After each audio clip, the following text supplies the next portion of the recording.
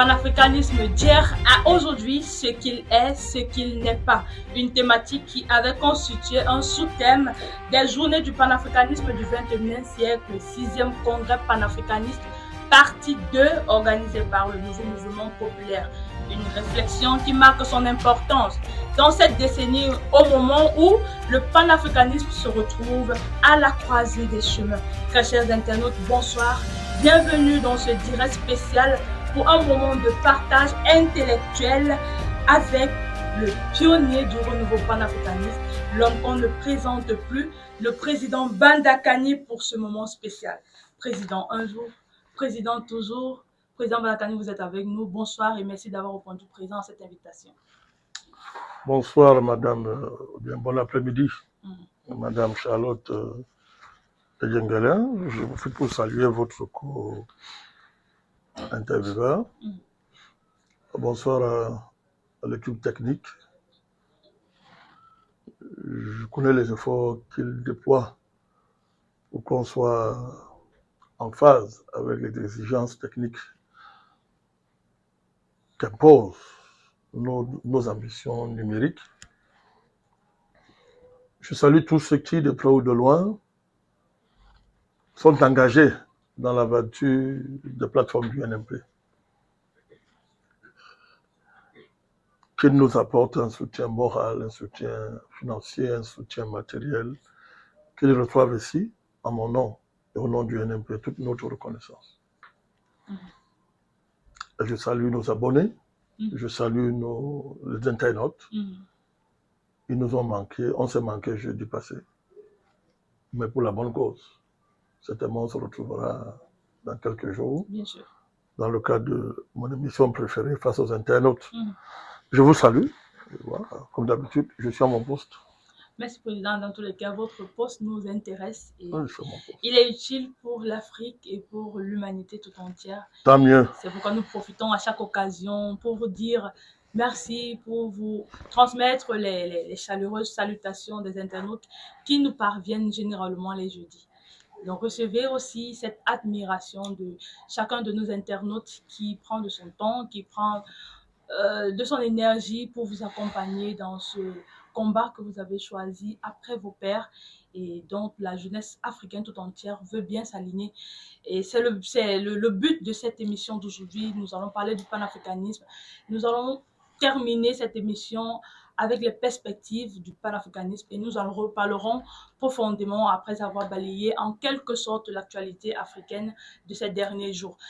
Président Bandakani, pour cette émission, je suis avec M. Nguesse Gislin, un compagnon de tous les jours. Bonsoir, très cher. Bonsoir, Madame Djengalin, vous allez bien, je suppose. Bonsoir, Président. Bonsoir, M. Nguesse. Le président a toujours à son poste. Oh, Il a intérêt à être. vous connaissez. Le président, dans son propos invitif, ma co-présentatrice a clairement dit que vous étiez un pionnier. Je voudrais, M. le Président, avec votre permission, que vous arrêtez un peu sur le mot là, M. le Président. Pionnier. Je ne parle pas l'Afrique, M. le Président. Quand on vous dit ça, M. le Président, qu'est-ce que cela vous suggère que vous avancez, M. le Président? Puisque ce qu'elle dit apparemment, c'est fondé, M. le Président. Pour vous, c'est pas fondé? Je demande, je pose la question, c'est pas M. le Ah, Président. vous jouez au journaliste? J'ai intérêt, M. le Président. Ok. Ben, c'est une évidence. On ne va pas nier les évidences. Sûrement, nous assumons ce statut dans un contexte où la France et les impérialistes sont déterminés, comme d'habitude, comme par le passé, à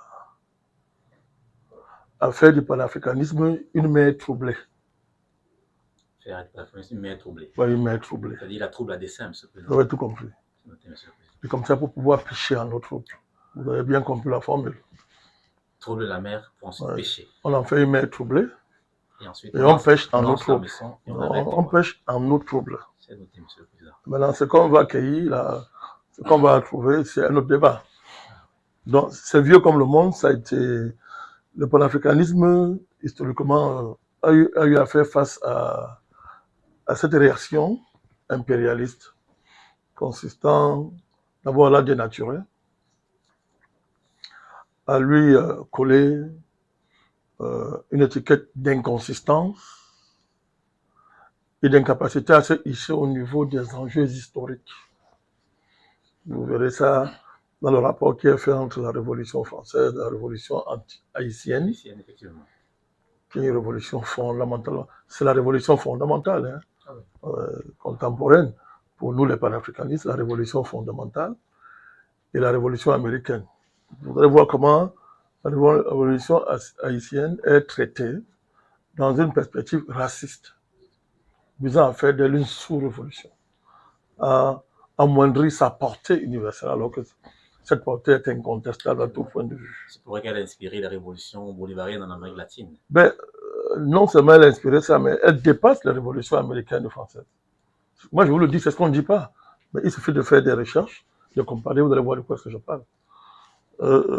Donc, cette tendance-là n'a jamais cessé. Depuis les Amériques, en passant par les conférences panafricanistes qui ont eu lieu dans les capitales européennes, jusqu'à l'avènement de Nkrumah, jusqu'à l'avènement de l'Organisation de l'Unité africaine, en passant par le plan de Lagos, jusqu'à l'avènement de l'Union africaine, et jusqu'à nous, ça a toujours été ça.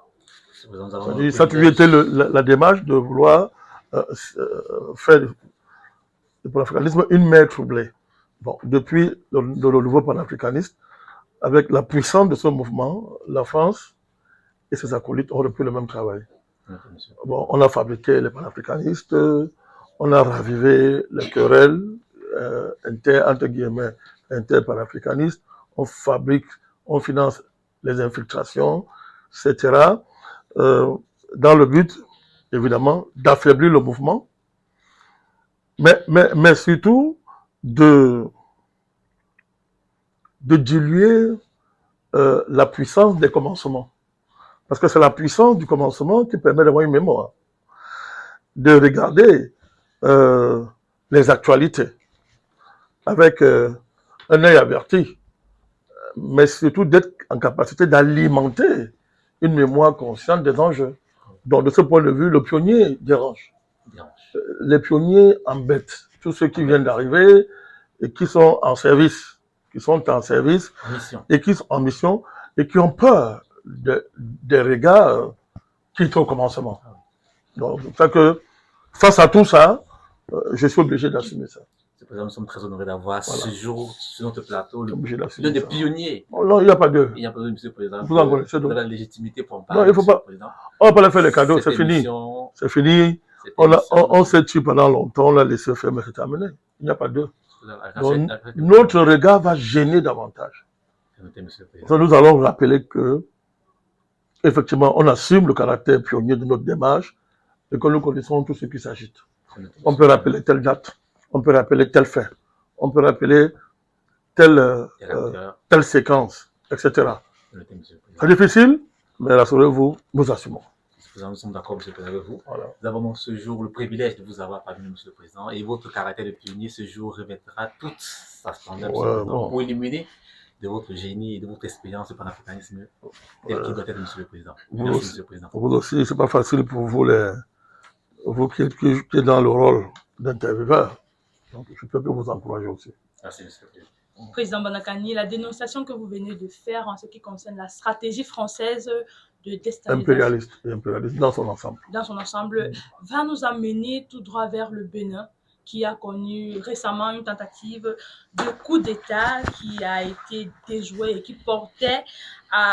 qui visait à porter au pouvoir le lieutenant-colonel Pascal Tigri, autant pour moi, et qui s'est soldé par un échec parce que visiblement le président Patrice Talon est encore le président de la République de Bénin. Mais président Banakani, ce qui nous intéresse, c'est le prétexte que ce coup d'État a donné et ça s'est vu au travers des médias français qui ont directement affirmé que les États du Sahel étaient directement impliqués dans cette tentative de coup d'État. Ceci étant dans un plan déjà établi par la France pour déstabiliser, pour détruire le mouvement panafricaniste qui émerge. On l'a vu récemment lors de la conférence des ambassadeurs, lorsque le président français Emmanuel Macron tenait son discours, en pointant directement au doigt le panafricanisme et les panafricanistes comme étant ces figures-là qui prolifèrent un message anti-français, comme s'il s'agissait directement d'un affront juste français et pas du projet impérialiste que la France mettait en avant. Et on voulait s'interroger, Président, selon vous, quelle est la portée et les acteurs et aussi la pertinence de cette campagne de guerre orchestrée par la France? C'est intéressant de situer notre discussion ici.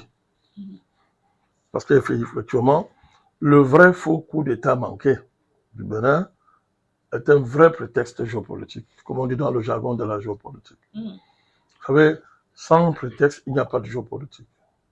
Oui, le prétexte à la géopolitique, c'est que la géographie a une nation, c'est que même la géographie a la géopolitique, parce que fondamentalement, la géopolitique, c'est une science qui est très liée à la géographie.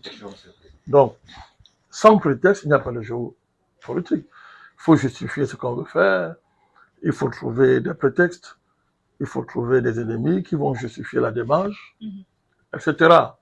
Donc, on est là en pleine manœuvre géopolitique de la part de la France et de tout ce qui va avec cet Occident collectif qui est désormais en morceaux, comme nous l'a dit le dernier document de stratégie de sécurité nationale américaine.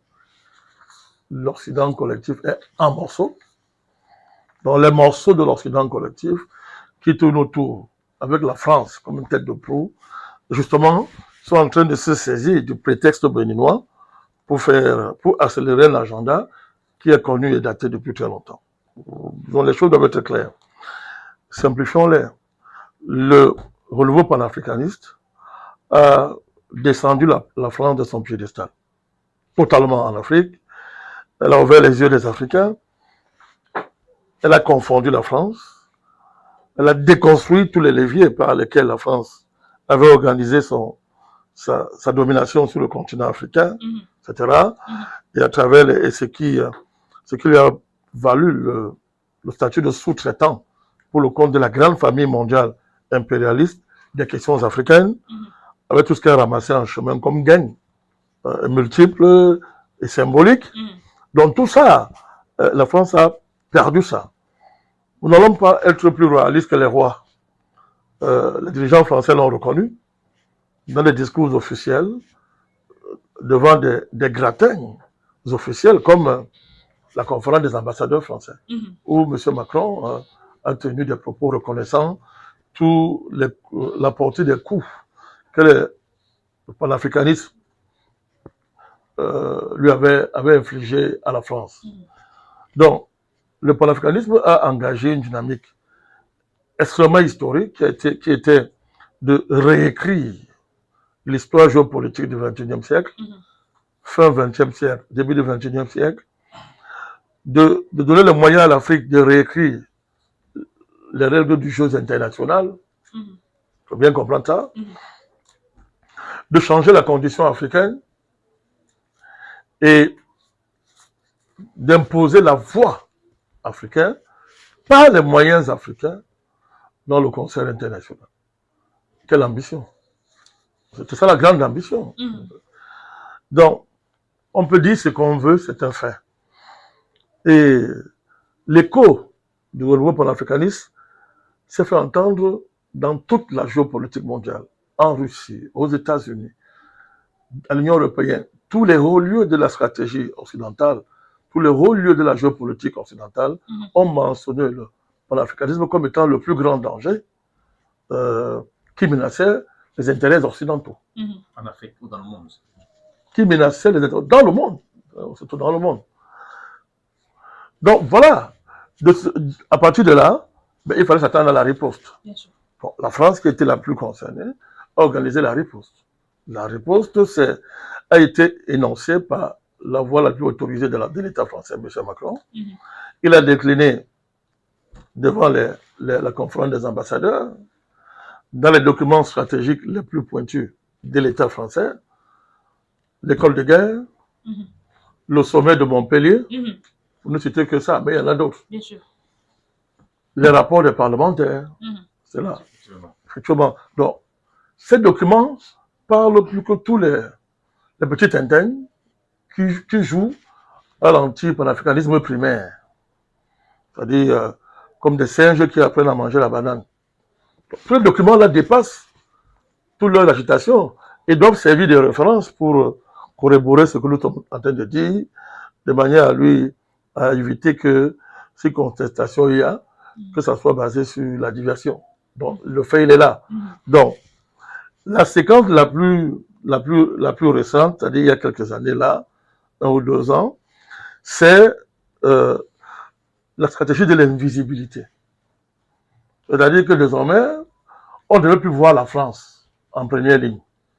Il fallait que la France se rende invisible en opposant les Africains aux Africains. C'est-à-dire plus précisément, Président Bandakani. C'est-à-dire que ça s'est traduit par le retrait des bases, le retrait des contingents militaires. Ça n'a rien à voir avec la fin des accords de défense. C'est deux choses différentes. Mais la France a voulu présenter ça comme étant la fin d'une ère militaire, de sa présence militaire en Afrique, comme si vraiment on avait fini avec le vieux cycle de la présence militaire française en Afrique.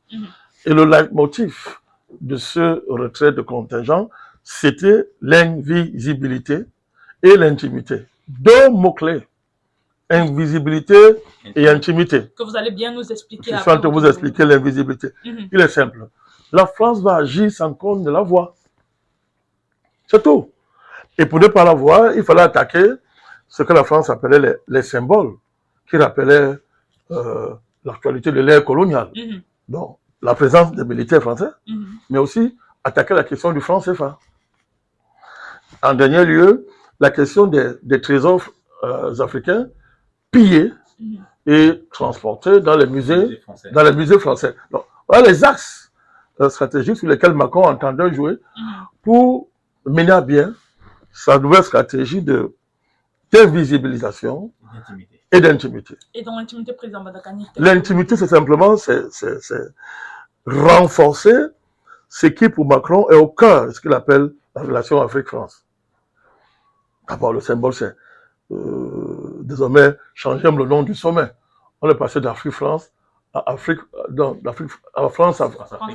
Afrique-France. Bon, c'est amusant. C'est vraiment amusant, mais chacun croit ses chimères. Mais c'est pour dire, essayer de voir la démarche du président français. Donc, l'intimité, c'est de s'assurer que le cœur de la relation devienne encore plus forte, tout en étant invisible. Forte dans l'intimité. Vous savez que l'intimité, tout le monde n'a pas accès à l'intimité d'un État ou d'un individu. Donc, l'intimité, c'est la binationalité, les visas étudiants, les visas français en tant que tels, les réseaux ésotériques, les LGBT, j'insiste, les LGBT qui est au carrefour même, qui est au dur de cette intimité-là. Parce que les LGBT, c'est quelque chose de frétillant, d'extrêmement, comment j'appelle ça? C'est-à-dire que émotionnel. Émotionnel pour cette galaxie-là. Fantasmagorique, on peut dire. Non, parce que bon, le mot peut être à sa place, mais il ne convient pas à la scénarisation géopolitique à laquelle je me livre. Quand je veux dire émotionnel, parce que c'est une dimension militante. C'est une dimension militante qui t'a envoyé derrière le vrai militantisme. Et il est fusionnel. Ils sont comme des drogués, c'est fusionnel. Donc il y a ça, il y a le LGBT là-dedans. Donc voilà le cœur de l'intimité. C'est-à-dire, tout ce qui, au long de l'histoire, il y a la faveur des temps nouveaux, a créé une dépendance profonde, corps à corps, n'est-ce pas, des cercles france-africaines et des modalités de leur organisation. C'est ça, l'intimité. L'intimité, c'est plus profond que l'invisibilité. Donc, conjuguant les deux, Macron s'est mis en tête de renouveler la France-Afrique, de dire même que la vieille France-Afrique n'existe plus, rappelant matin, midi, soir que lui, il n'a pas connu la colonisation, il ne sait pas ce que c'est, même comme il est très gentil, il va demander pardon, reconnaître le rôle de la France ici et là. Donc, pour délégitimer, couper, comment on appelle ça, l'herbe sous le pied du panafricanisme et enlever au panafricanisme haineux, bavard, comme nous, les raisons de notre prospérité et nous remplacer par les panafricanistes de salon, des milieux académiques reconnus pour créer maintenant de nouveaux interlocuteurs avec lesquels la France pourrait parler tranquillement sans problème des questions de l'Afrique. C'est ça le problème, c'est ça le sommet de Montpellier. C'est ça la relation avec Achille Mbembe. Professeur Achille Mbembe, je crois. Vous l'appelez quoi? Professeur Achille Mbembe. Oh, monsieur Achille Mbembe. Donc, c'est ça, ce monsieur-là. C'est cela, cette dynamique-là. Comme d'habitude, la France étant incapable de parler avec l'Afrique et les Africains, c'est ce que je dis depuis des années, la France n'est pas en capacité de parler avec les Africains.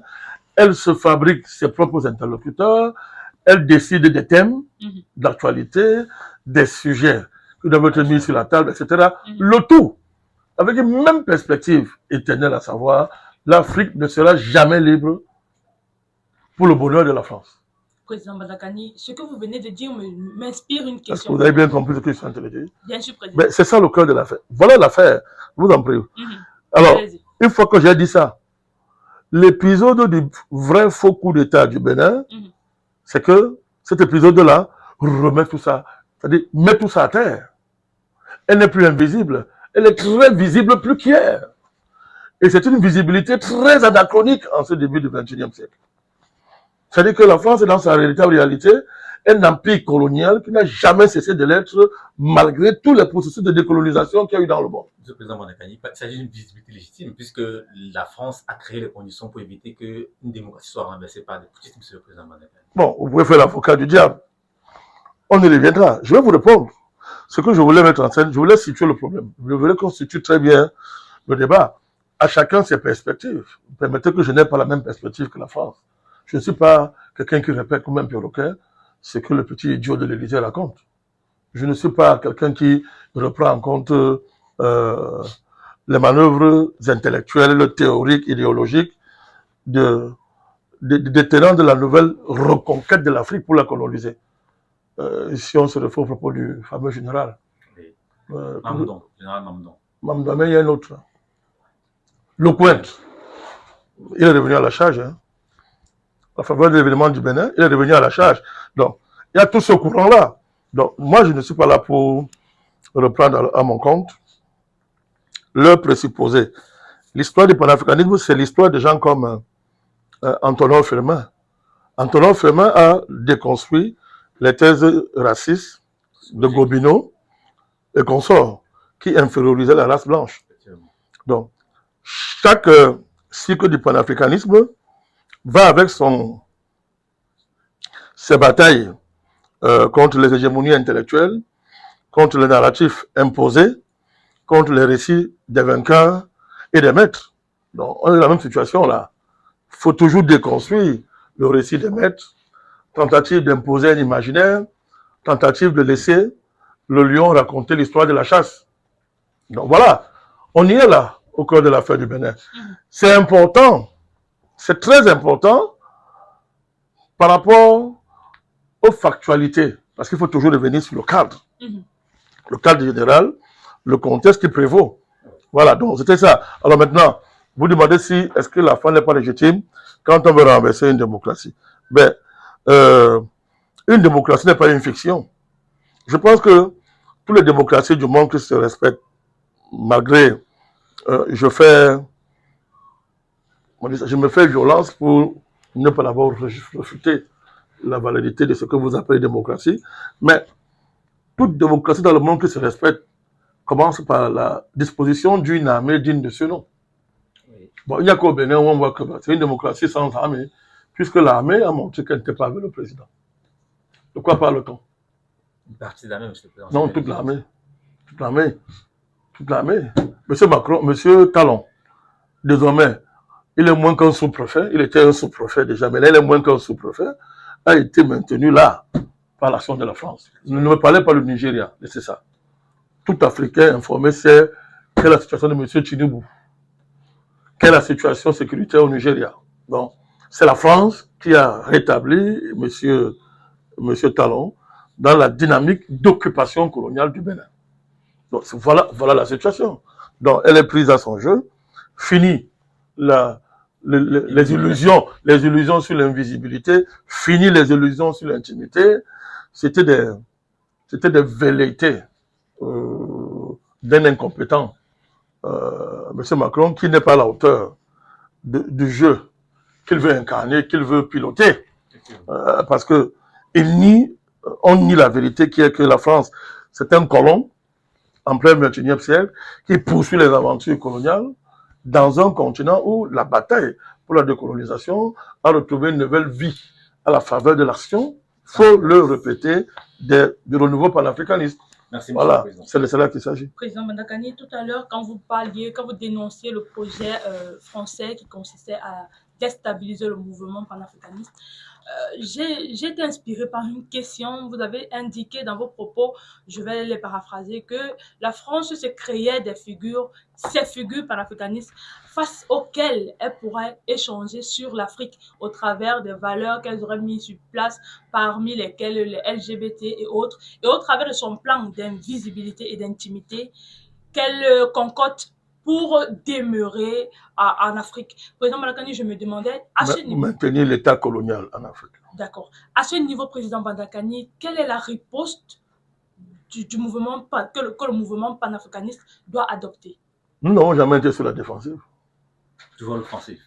Toujours à l'offensive. Je ne sais pas pourquoi vous me posez la question. Vous faites votre travail, mais je ne comprends pas la question, même si je la comprends.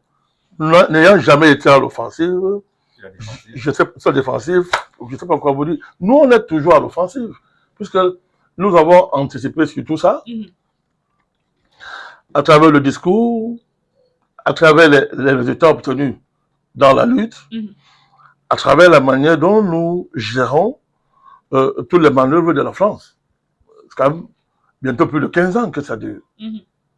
Il est rare qu'un mouvement historique, quand on lit l'histoire de l'Afrique, si on prend pour référence les luttes indépendantistes, les luttes de décolonisation, jusqu'à ces jours-ci, il a été rare de voir une dynamique résister comme ça pendant 15 ans. Bien sûr, il y a l'expérience d'un pays comme l'Érythrée qui a mis longtemps dans sa guerre de décolonisation.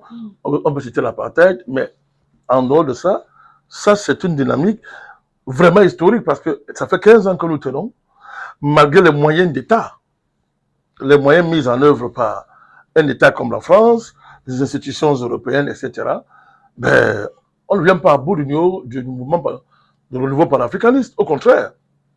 Au contraire.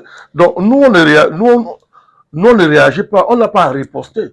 Nous sommes simplement en train de constater comment les stratégies de la France pour essayer de casser la dynamique panafricaniste ne font que s'émietter, s'effondrer à partir de leurs propres contradictions. C'est ça la démarche. C'est qui démontre que bon, il faudrait encore que la France fasse plus que ça pour se mettre à notre niveau. C'est le problème. M. Macron, il y a quelques années, parlait avec jouissance qu'il parlait de l'invisibilité, de l'intimité. Il jouissait et les épisodes les plus forts, ça a été ses comportements par rapport au coup d'État qu'il y a eu au Gabon. Oui. À la limite, la France a célébré ce coup d'État. Il ne s'agit pas de critiquer Olivier Nguema, d'analyser les faits. On a vu la France célébrer le coup d'État en disant que, ok, vraiment, là on a eu les panafricanistes. Ils croyaient qu'ils avaient le monopole des coups d'État. Maintenant, voilà l'autre coup d'État. Ils ont célébré ce coup d'État. Ben, ils viennent de le faire en Guinée-Bissau.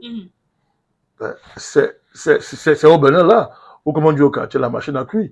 Je ne suis pas comme les autres qui croient que le fait que ce vrai faux coup d'État n'ait pas abouti est un problème. Non, c'est pas ça. Non. Ce vrai faux coup d'État a réussi une affaire extraordinaire. C'est que non, l'invisibilité, c'est mort. Exposer davantage. Exposer, c'est mort. Parce que la France s'était gênée de paraître, de voir que bon, sa colonialité au XXIe siècle ressemblait à sa colonialité au XIXe, XVIIIe, XVIIe siècle. Ça, c'est grave. C'est ça, c'est ce que Macron voulait enlever. Mais là, il est tombé dedans, ça dit qu'il n'y a aucune différence entre 17e, 18e, 19e siècle, 20e siècle et 21e siècle. Mais c'est ça qu'on est tranquille, parce que les mêmes causes vont produire les mêmes effets. Notez, Monsieur le Président Mandakani, si vous avez compris, vous indiquez clairement que la robustesse du mouvement panafricaniste éprouve la France, qui est de plus en plus perd en capacité de réaction, se retrouve à jaser, à bavarder et à orchestrer les dynamiques de propagande, croyant pouvoir réussir à vous ébranler, mais fort heureusement, cela ne produit pas réussir à escompter. Mais n'oubliez pas que, au-delà de l'intimité se renvoie aussi à toute l'armée numérique qui est sur la toile. C'est même là le fondement. Toute la dynamique, l'armée, et il a dit un peu plusieurs fois, il a répété, Macron l'a répété, l'armée numérique. Quand on dit l'armée numérique, c'est une armée réelle. Hein. C'est une armée, on est à plus de 10 000 soldats numériques. C'est pas un jeu. Et qui vise à démontrer que le mouvement... À déconstruire le mouvement panafricaniste, à fabriquer des fake news, à fabriquer des faux événements, à fabriquer des écosystèmes qui n'ont rien à voir avec la réalité, les imposer, etc. Et quand vous connectez ça avec le système médiatique français colonial, hein, l'armée médiatique coloniale, la panoplie est devant nous. C'est ça qu'on met constamment en avant. C'est pour ça que bon, quand il se branle, comme on dit, il y a des secousses, ça bouge. Mais le panafricanisme est très solide pour être impressionné ou bousculé par ce qui en dernier ressort reste des velléités stratégiques de la part de la France. Et notez, Monsieur le Président Mandakani, vous l'avez dit, la France a agi de manière déterminante au Bénin et c'est grâce à son soutien particulier que le pouvoir béninois est encore en place. Le président Patrice Talon doit sa survie politique, sa survie présidentielle à la France. Et Monsieur le Président Mandakani, à côté de la France, le Nigeria aussi a agi. On a le souvenir de l'aviation nigériane qui s'est levée et qui est arrivée jusqu'à tirer des missiles sur les militaires qui organisaient la dynamique de départ de Patrice Talon. Et cela a été un précédent parce que la CEDEAO a clairement dit qu'elle avait mis une force en attente, justement pour aller réinstaller, si le sous-État arrivait à prospérer, le président Patrice Talon au pouvoir. Monsieur le Président Mandakani, le régime béninois est désormais maintenu au pouvoir et doit s'assurer grâce aux forces étrangères. C'est un fait que tout le monde peut se... À la France. À la France principalement. En conséquence, Monsieur le Président Mandakani... C'est pas ce que vous appelez toujours force étrangère, c'est la France. C'est noté, Monsieur le Président Mandakani. Néocolonial. Néocolonial. Réactionnaire. Réactionnaire. Impérialiste. Voilà. Monsieur le Président, pour conjurer cette menace dans la perspective que les militaires récidivaient, le gouvernement béninois a précisé de rendre légitime la présence des militaires français sur le territoire béninois, avec la perspective que si jamais les militaires récidivaient, eh bien, ils réagiraient, comme ils l'ont fait par le passé, pour éviter que cela ne puisse se reproduire à nouveau. Dès lors, Monsieur le Président Mandakani, la stabilité du régime béninois est assurée par la présence dissuasive des forces militaires étrangères, dont la France, qui elle est habituée aux présences militaires permanentes de type néocolonial, vous l'avez dit. La nouvelle situation sécuritaire-militaire qui prévaut au Bénin est claire pour tout le monde. Le Bénin est désormais sous occupation militaire étrangère. Claire. Monsieur le Président Mandakani, quand on apprend qu'un pays africain sous occupation militaire étrangère, on est obligé de perspectiver un peu, Monsieur le Président Mandakani. À votre avis, Monsieur le Président Mandakani, avec cette nouvelle situation qui prévaut au Bénin, qu'est-ce qui se prépare sous nos yeux, Monsieur le Président Mandakani, au Bénin? Oui, c'est-à-dire que c'est une très belle question, une belle tentative de perspectivation. Les choses sont claires. La France, et ce qui reste de l'Occident collectif en morceaux, comme je l'ai dit, en débandade, ont juré de faire tomber l'AES, ont juré, mais derrière ce projet, en réalité, c'est la guerre entre l'Occident et la Russie qui s'est déportée en Afrique. N'oublions pas qu'à la faveur de l'érection des États de l'AES, pour ne parler que ces États,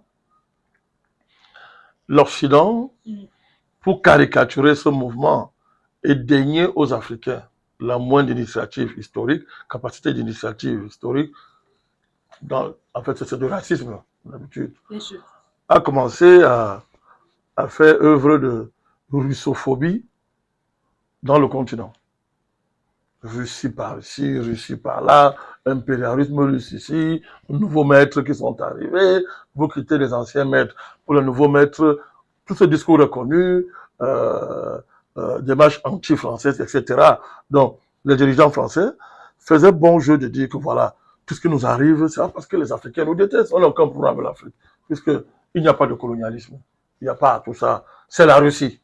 C'est la Russie. Or, avant que les États de l'AES n'émergent, ça faisait combien d'années que les panafricanistes avaient changé l'Afrique, avaient changé l'univers géopolitique africain. Ça faisait combien d'années?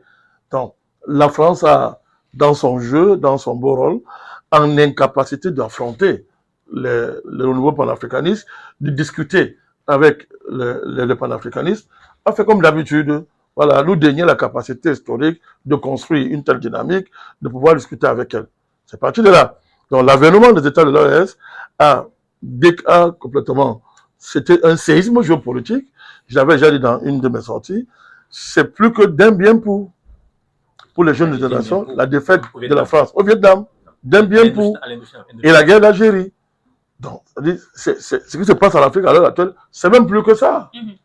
C'est-à-dire, si vous voulez comprendre un peu la portée, c'est de situer l'impact du nouveau panafricanisme, du nouveau panafricanisme à l'heure actuelle, c'est de situer ça au niveau des événements de Dien Bien Phu, la chute de la France au Vietnam et le déclenchement de la guerre d'Algérie. Donc, comme à l'époque, la France disait, ou l'Algérie est française, ou elle ne sera pas, ben, la France dit, ou les Africains arrêtent leur panafricanisme, ou bien ben, on va le faire payer cher. Comme ils veulent être indépendants, qu'ils payent donc le prix. L'indépendance. Oui, ils veulent être indépendants en étant contre la France. On va leur faire payer le prix. Donc, on le fait payer sa cher. Donc, la France a juré qu'elle va finir avec les États de l'AES. Du moins, elle va revenir en Afrique. Ils ont écrit dans leur cahier qu'ils se donnaient 50 ans. Mais c'était pour tromper les naïfs et les endormir. En fait, 50 ans, là, ça voulait dire les 5 ans qui suivent, les 10 ans qui suivent. La France doit revenir. Ils se sont mis au travail. Ils se sont mis au travail.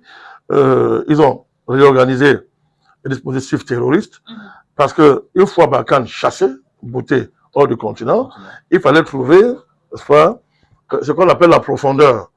Et le petit voyou de talon leur a donné, comme on dit ça au quartier, en gros, avec la profondeur en gros. C'est-à-dire que voilà, il allait jusqu'à changer les tests qui régissent le statut de forêt au Bénin, de manière à ce que même les militaires n'aient pas accès désormais aux forêts béninoises. C'était la meilleure façon de livrer ces forêts à la France. C'est là où on préparait tout. C'est là où on installait les terroristes. On préparait ces gens-là pour qu'ils aient déstabilisé le Mali, le Sahel et l'Afrique centrale à travers Boko Haram. Nathaniel a dit dans une interview publique. Voilà. C'est pourquoi on a reçu monsieur Tinubu 2 fois en France dans le cadre de visite d'État. D'État. Voilà. C'est ça toute la propagande anti-AES, tout comment on dit ça, le bashing qui est imposé aux États qu'on qualifie d'États rebelles à Paris. Le Cameroun vit ça. Le Cameroun subit ça terriblement. C'est tout ça. Donc, cette pression, ce harcèlement, n'est-ce pas, était le préalable le préalable qui préparait le terrain à l'avènement d'actions fortes, comme ce qu'on est en train de voir au Bénin. Donc, une situation s'est créée au Bénin. Voilà pourquoi je continue. Je parle de vrais faux coups d'État. On verra. C'est-à-dire que il y en a qui disent qu'on a monté ce coup d'État pour justifier ce qu'on voit. Oui. Il y en a qui le disent. Après, pour les spéculations vont montrer. Voilà, je n'ai pas d'éléments, mais il faut prendre à la légère ce qu'ils le disent. Il ne faut pas simplifier ce qu'ils le disent. Parce que il faudra bien qu'on sache un jour si on va faire un vrai faux coup d'État. Donc, le Bénin, la situation béninoise est arrivée et l'empressement, le niveau de rapidité en termes de coordination d'action qu'il y a eu entre d'une part le Nigeria, la France et certainement Abidjan, etc., la CEDEAO, ne peut pas être expliqué comme ça légèrement. C'est la suite directe de tout ce que je suis en train de vous expliquer. Donc les gars étaient pratiquement prêts. Ils étaient prêts parce qu'ils avaient déjà leur présence là. Le général Tchani, le président du Niger, l'a constamment rappelé. Voilà, ils étaient là. C'était une force opérationnelle qui était là Et l'occasion faisant le larron, la situation de Bénin a surgi et puis on voit ce que la France est en train de faire. Bref, pour ne pas être long, j'étais en train d'expliquer que c'est évidemment la France, ce qu'elle faisait la nuit, elle va désormais le faire le jour. C'est un peu ce qu'on a vu en Ukraine. C'est-à-dire trouver... Oui, c'est-à-dire comment? Le Bénin lui offre la possibilité d'agir en pleine journée. Claire, voilà. Créer à rebours ou à l'envers un État pivot sur le plan géopolitique, un épicentre sur le plan géopolitique, où le Bénin serait une espèce de nouvelle Ukraine en Afrique. C'est-à-dire une grosse base militaire occidentale au cœur du Sahel, à partir de laquelle l'Occident, les morceaux de l'OTAN, peuvent désormais, en plein jour, organiser, n'est-ce pas, la reprise du Sahel et le retour de la France coloniale sur le continent. C'est de ça qu'il s'agit. Alors, je termine en disant que c'est pas nouveau, ça ne devait pas surprendre, c'est même pas pour moi un événement dans le fond. Parce que je l'avais déjà dit depuis très longtemps que l'avènement de l'AES créait une donne géopolitique où ce choc était inévitable. Donc, c'était celui qui aurait anticipé qui devait s'en sortir. Je l'ai dit, je l'ai répété. Pour dire quoi? La France ne peut pas reprocher à l'AES ce qu'elle a passé le temps à faire. Sauf à dire que bon, l'AES, si l'on vous tape dessus, contentez-vous de prier, ne réagissez jamais. La France n'a pas cessé d'attaquer l'AES à travers son armada terroriste, chercher à les déstabiliser. Donc, l'AES, donc, selon la France, ne veut pas réagir. Parce que le jour où l'AES devait réagir, on devait l'accuser de toutes sortes de mots. Tu as essayé de renverser un État, tu as essayé de faire ceci, évidemment, tu as violé le droit international. Mais ce que la France fait tous les jours, au nom de quoi la France peut se livrer à tous les crimes contre l'humanité, à toutes sortes de crimes coloniaux, et que lorsque le pays de l'AES, supposément, parce que ce n'est pas la France qui a fait le coup d'État ou pas, elle n'a aucune qualité pour ça. Donc au nom de quoi donc la France va reprocher à l'AES de faire ce qu'elle fait. De ce point de vue, donc, c'est une guerre géopolitique. C'est une guerre géopolitique. Moi, je crois que la France n'a pas les moyens de ses ambitions, malgré le fait qu'elle veut faire du Bénin une base officielle désormais pour sa nouvelle reconquête coloniale en Afrique, mais elle n'a pas le moyen. Parce que pour moi, l'AES aujourd'hui a les moyens de se défendre, a les moyens d'anticiper sur la France, a les moyens de mettre la France au chaos. D'ailleurs, moi, je pense que le Bénin, c'est pas fini. Monsieur le Président Mandakani. C'est pas fini. Les événements au Bénin, Monsieur le Président Mandakani, ont révélé une réalité douloureuse pour les Africains, Monsieur le Président. Une fois encore, comme par le passé, hélas, un pays africain supposément souverain s'est transformé en champ de bataille pour les puissances non africaines. Le Bénin s'y est prêté, Monsieur le Président Mandakani. D'un côté, on a le camp occidentalo-atlantis avec la France comme porte-fanion. Et de l'autre côté, on a le camp allié du monde multipolaire avec la Russie comme acteur indirect. Parce que dans le cas de l'événement du Bénin, la Russie n'a pas été vue au premier plan. On suppose qu'à travers l'AES, elle aurait pu agir, on suppose. Que faut-il faire, Monsieur le Président Mandakani, pour conjurer cette apparente loi fatale de stratégie mondiale pour laquelle l'Afrique a déjà payé un prix très important en termes de millions de morts et continue encore aujourd'hui à subir des préjudices importants, Monsieur le Président? Que faut-il faire?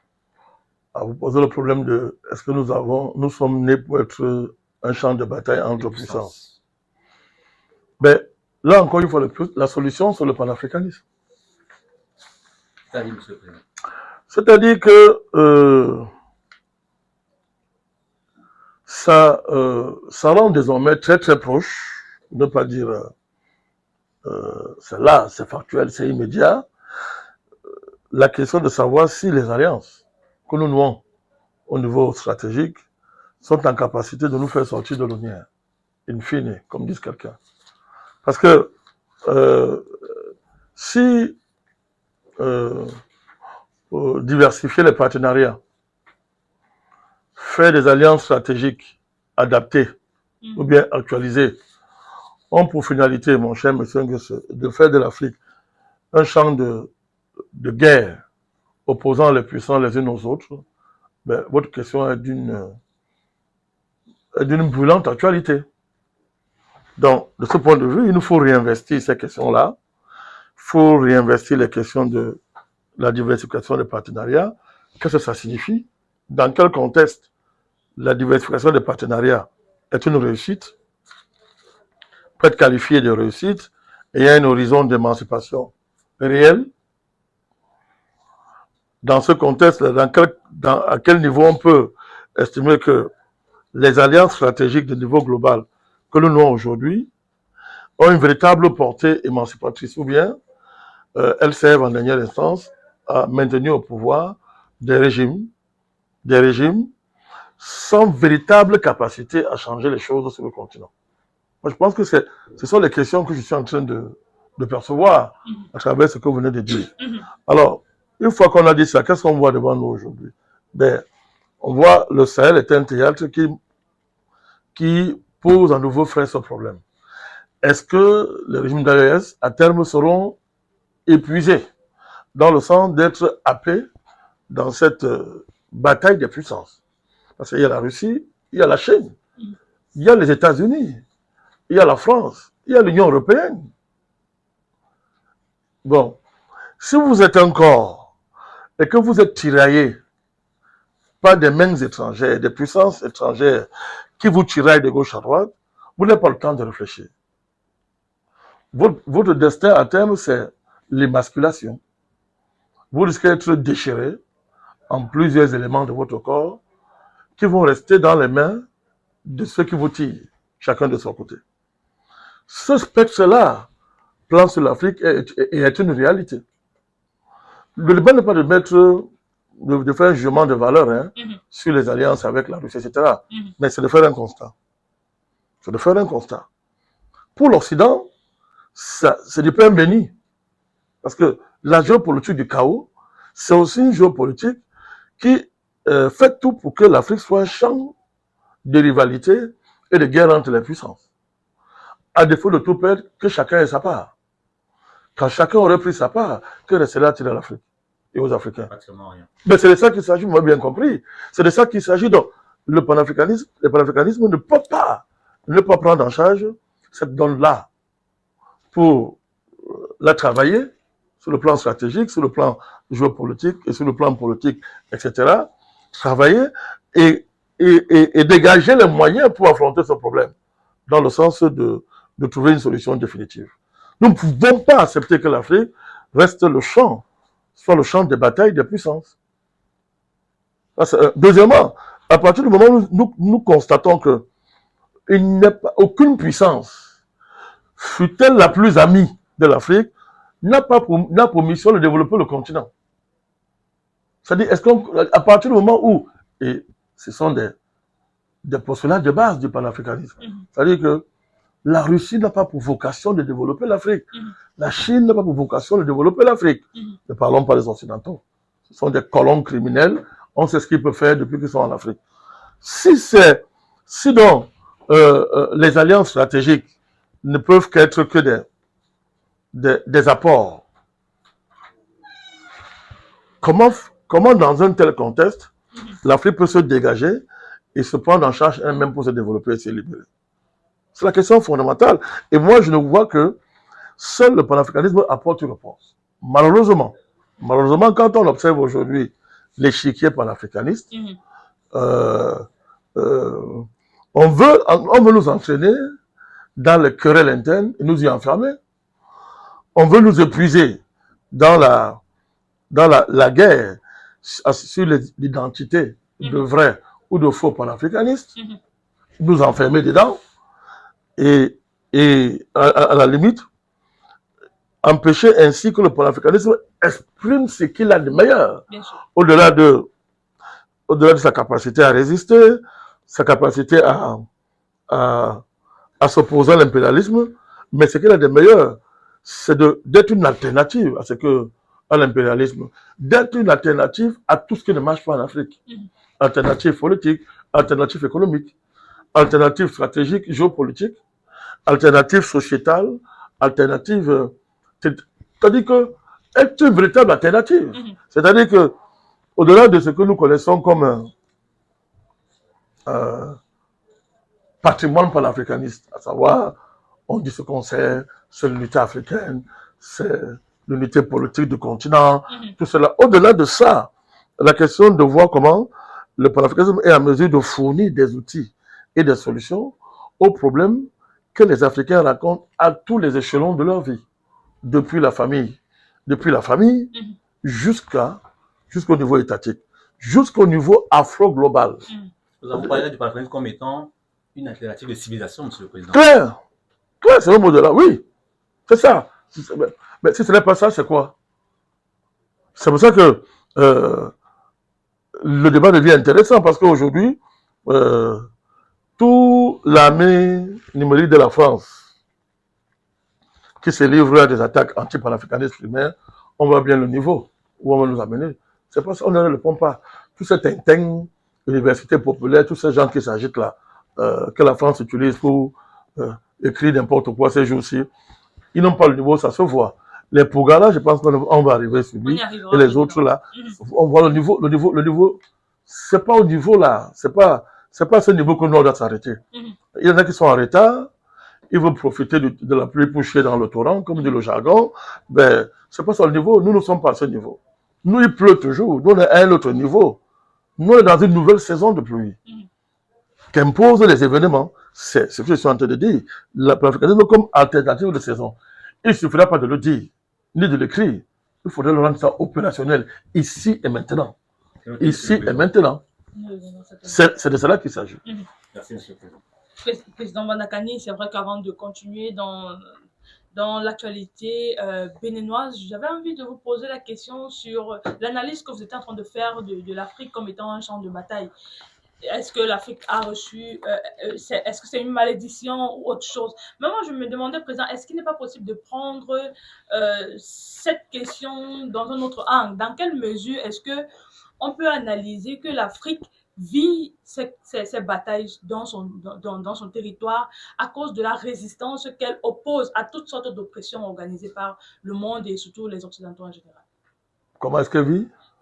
Est-ce que le fait que l'Afrique soit comme un terrain de bataille, comme un champ de bataille, ne peut pas plutôt être le fait de sa résistance à rester debout? Est-ce que c'est pas, pas ce fait-là qui favorise... Est-ce que la résistance... qui délocalise ces batailles-là? Peut être séparable des alliances qui après entraînent le continent dans la guerre entre les puissances. Vous comprenez? C'est ça que vous voulez dire. Oui, donc c'est ça. Alors, par la question de l'autonomie, en définitive, de l'Afrique. Bon, votre question est très profonde. Hein. Elle est très profonde parce qu'elle soulève des questions qu'il faut aborder en tenant compte de beaucoup d'autres paramètres. Mais c'est qu'on peut dire. C'est que ben, on risque de tourner en rond si on n'affronte pas sérieusement la question de l'Afrique, et c'est pour ça que je parle de ça, comme champ de rivalité internationale. D'accord. Le panafricanisme a un nouveau défi, c'est qu'il faut mettre fin à ça, il faut arrêter ça. L'Afrique ne peut pas être le champ de rivalité internationale. Si on est le champ de rivalité internationale, ça veut dire qu'on ne fera rien d'historique. Puisqu'on sera toujours enfermé dans la division entre les pays, les puissances. À partir du moment où je me fais un dessin, il ne revient à aucune des puissances de nous développer. C'est clair. Bon, très bien. Donc, de ce niveau, la réflexion stratégique panafricaniste, c'est de régler ce problème, de voir comment on renverse la situation, à savoir que désormais, s'assurer que les alliances que nous faisons soient dépassées par notre réflexion géopolitique et géostratégique. Mais comme je l'ai dit, ce n'est pas avec des mots. Ça doit être traduit dans les initiatives, dans le comportement des États qui sont en première ligne dans cette bataille. Ça passe par de nouvelles dynamiques de coordination supranationale qui a créé sur le continent. Ça passe par des dynamiques intellectuelles nouvelles, les dynamiques nouvelles de formation. Bien sûr. Et des actions spécifiques à prendre au niveau, par exemple, des secteurs comme le secteur de la guerre géomédiatique, etc. Donc, mais tout ça, quand on voit le continent aujourd'hui, on voit que ce n'est pas beaucoup la priorité. L'offre panafricaniste aujourd'hui, on voit que pour une bonne part, elle ne dépasse pas le champ de la diversification des alliances, elle ne dépasse pas le champ de l'Afrique, terre de rivalité entre les puissances comme horizon stratégique. On aujourd'hui à célébrer un accord avec la Russie. Écoutez, il n'y a rien Qui gêne Balakani dans ça, au contraire. Mais on célèbre quoi? Parce que les panafricanistes, normalement, doivent célébrer ça. On est à un niveau, ça montre le niveau de un peu le désespoir dans lequel on se trouve. Il y a ce point de vue, oui, on peut dire que le panafricanisme est à la croisée des chemins. On ne doit pas célébrer un accord avec la Russie. Dès qu'un pays a signé un accord avec la Russie, oh, c'est un État panafricaniste. Non, non, non, non, non, non. Il faut rappeler que c'est pas ça. Nous, quand on a commencé comme panafricaniste, c'était pas ça notre horizon. Notre horizon, c'est l'Afrique comme alternative de civilisation. Nous voulons prendre en charge le sort de l'espèce humaine, parce que c'est ça la racine du panafricanisme. Depuis, d'abord, si on se souvient très bien de l'histoire de l'Afrique, mère des civilisations, mère de l'humanité, berceau de l'humanité. Donc ça veut dire que à partir du moment, c'est ça qui est notre identité fondamentale, il est normal, il est naturel que tout projet panafricaniste soit une alternative de civilisation qui prend en charge le sort de l'espèce humaine. Aussi simple que ça. C'est qu'ouvre une grande fenêtre stratégique, si on a bien compris ce que ça veut dire, dans la capacité à prendre en charge la question de nos rapports avec les puissances. On y reviendra dans la suite de cette émission. Président Bandakani, toujours dans l'actualité béninoise et en rapport avec le panafricanisme, le leader de l'ONG Urgence Panafricanisme, monsieur Stélio Gilles Robert Kapo-Chichi, plus connu, et mieux sur le nom de Kémy Séba, dans le sillage de la dynamique de coup d'État avorté au Bénin, a exprimé publiquement son soutien aux militaires putschistes. Il a précisément salué dans une vidéo le jour de la libération de son pays.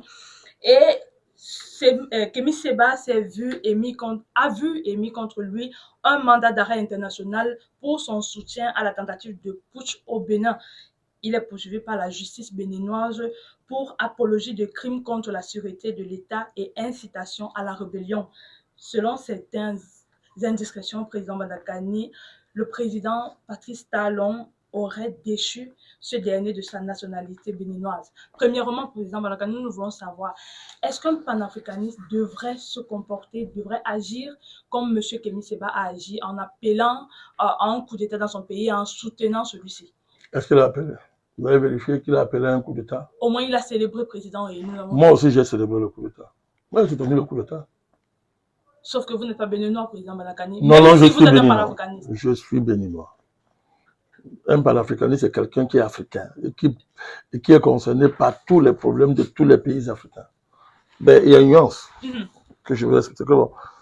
Quand vous avez à la tête d'un pays, quand on dit la tête, c'est le président et toutes les élites. Quand ils ne parlent des élites d'un pays, travaillent ouvertement avec l'étranger, ça pose des problèmes stratégiques à un panafricaniste sérieux. Si vous avez un État où la lutte contre l'impérialisme est à un niveau avancé, ça vous somme de vous positionner par rapport à tout ça. Donc, même si nous disons que, ok, nous sommes concernés par tous les problèmes de tous les pays africains, et pour moi, c'est la démarche de base d'un panafricanisme, c'est même pas africain pour nous, c'est afro-africain, c'est global, c'est global. Nous, de perspective, depuis le début, ça a été la perspective universelle. L'espèce humaine comme horizon. Donc, de ce point de vue, nous avons soutenu le coup d'État. Les preuves sont là. Donc, de ce point de vue, je pense que M. Kémy Séba, il a été cohérent. Il a été cohérent. Maintenant, il faut comprendre que M. Kémy Séba a des ambitions politiques qui sont établies dans son pays. Il a le droit. Ce n'est pas un crime. Du coup, il est un rival sérieux pour M. Talon, qui profite des événements donc, pour régler le compte à un rival politique. Voilà, c'est de cela qu'il s'agit. Entre M. Kémy Séba et M. Talon, qui a fait plus de mal à son pays? Qui a fait plus de mal à son pays? C'est M. Talon. Oui, je ne vous demande pas de répondre. Je parle un peu en jouant votre rôle, mais évidemment, on va respecter le rôle de chacun. Qui a fait plus de mal au pays? Qu'est-ce que Kémy a fait de mal au Bénin? Quand on était président, qu'est-ce qu'il a fait? Il a détruit son pays. Il en a fait une sous-préfecture en plein 21e siècle. C'est un prédateur. M. Talon participe de la lignée parfaite des endocolons. En fait, président. C'est un endocolon assumé. D'abord, comment M. Talon s'impose à la tête du Bénin? D'où lui vient sa fortune? D'où lui vient sa fortune? C'est connu aujourd'hui. La manière dont il a fait fortune fait de lui un barbouze. Un barbouze totalement récupéré par la France et désormais traité comme tel. Je pense qu'il faut bien comprendre ce qu'on appelle un barbouze dans la main d'un État comme la France. Désormais, à partir du moment où il est devenu président, quel est le rapport que M. Talon a établi entre sa fortune personnelle, ses besoins de prospérité et l'économie du pays? Est-ce que désormais au Bénin, un autre homme d'affaires peut émerger en dehors de la clique de M. Talon? Bon, maintenant, sur le plan démocratique, j'ai déjà dit de ça. Bon, maintenant, si démocratie veut dire que désormais, seul Talon décide qui est acteur politique au Bénin, il fait semblant de partir par la porte, mais il revient puissamment par la fenêtre en désignant qui est son successeur, le fameux Ouadani. Si l'armée désormais n'a pour seul horizon que d'être une armée de pacotille au service de la France et de la déstabilisation de l'Afrique, si désormais être président du Bénin signifie d'insulter l'Afrique matin, midi, soir, comme Talon l'a fait, en faisant du révisionnisme sur la question de l'esclavage, disant tout et n'importe quoi dans nos rapports avec l'Afrique pour conforter sa place de petit barbouzard en costume, mais si vous pensez que ça, c'est faire du bien au Bénin, ben, libre de le penser. Moi, je dis que c'est pas comme ça qu'on fait du bien au Bénin. Talon, entre Talon et M. Kémi Séba, Talon est celui, d'abord, Kémi Séba n'est pas président du Bénin. Il n'a jamais été président du Bénin. Il parle comme nous. Oui, il parle comme nous. Sa force, elle parle. Mais Talon est président. Sauf à faire croire que Kémi Séba a une telle puissance au point de retourner la main en sa faveur, de faire du Bénin la profondeur stratégico-militaire de la France en guerre contre le CEL, etc. C'est Kémi n'a pas pouvoir le faire. C'est Talon qui l'a fait. On est en pure diversion. Dans la pure tradition des barbouzards et des traîtres. C'est-à-dire quelqu'un qui, pour masquer ses propres crimes, il cherche un bouc émissaire. M. Talon cherche un bouc émissaire. M. Kémi Séba ne peut pas être son bouc émissaire. Il faut arrêter ça. Ce mandat d'arrêt est ridicule. Il est totalement ridicule, mandat d'arrêt international. Mais Kémi Séba n'est pas un bandit. Président Banakani. Attendez, il n'est pas un bandit. Il n'est pas un bandit. C'est pas Kémi Séba qui faisait le coup d'État. Kémi Séba n'est pas Patrice Tigri. Pascal. Il n'est pas. Il a seulement soutenu. Il a dansé. C'est son droit. Bon, toi, tu n'es pas capable d'arrêter le soi-disant butin, Patrick Tigré. Tu n'as pas été capable de l'arrêter, etc. Tu t'en prends maintenant à quelqu'un qui n'est pas un militaire et qui a eu pour rôle visible simplement le fait qu'il a soutenu le putsch. Il présente des ambitions C'est son droit le plus absolu. C'est un crime. Il est un adversaire pour le président. Mais est-ce que l'adversaire, c'est un ennemi? Selon vous, est-ce que vous pensez que le comportement, la réaction du gouvernement face à M. Kémi Séba est extrême, président? Au point de choix de sa nationalité? Écoutez, on va en parler certainement. La tradition de déchets des nationalités n'est pas nouvelle en Afrique. Toute l'histoire de l'Afrique, c'est l'histoire de déchets de nationalité, de bannissement, etc. Dans nos villages, quelqu'un avait violé les codes du village, on le bannissait quand c'était nécessaire.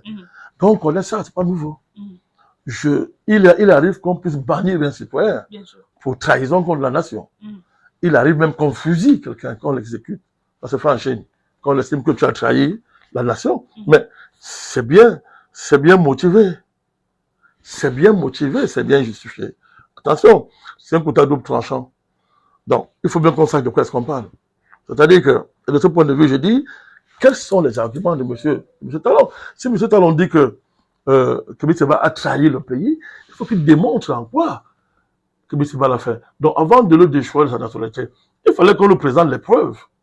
Les preuves et les éléments probants. Madame Charlotte Dengele, irréfutable, qui justifie le fait que, effectivement, cette sanction corrobore une démarche du concerné qui justifie la sanction. Ce n'est pas le cas. On a une démarche politiquement opportuniste de la part de M. Talon, opportuniste, qui profite d'une situation pour liquider un adversaire. non seulement, monsieur, il passe d'adversaire à ennemi. Il passe d'adversaire de monsieur Talon à ennemi de la nation. Mais madame, il n'y a pas qu'on franchit pas comme ça. Être adversaire de monsieur Talon ne fait pas de vous, a priori, un ennemi du Bénin. Effectivement. Voilà. Et en même temps, on parle de démocratie. Attention, il y a des choses là.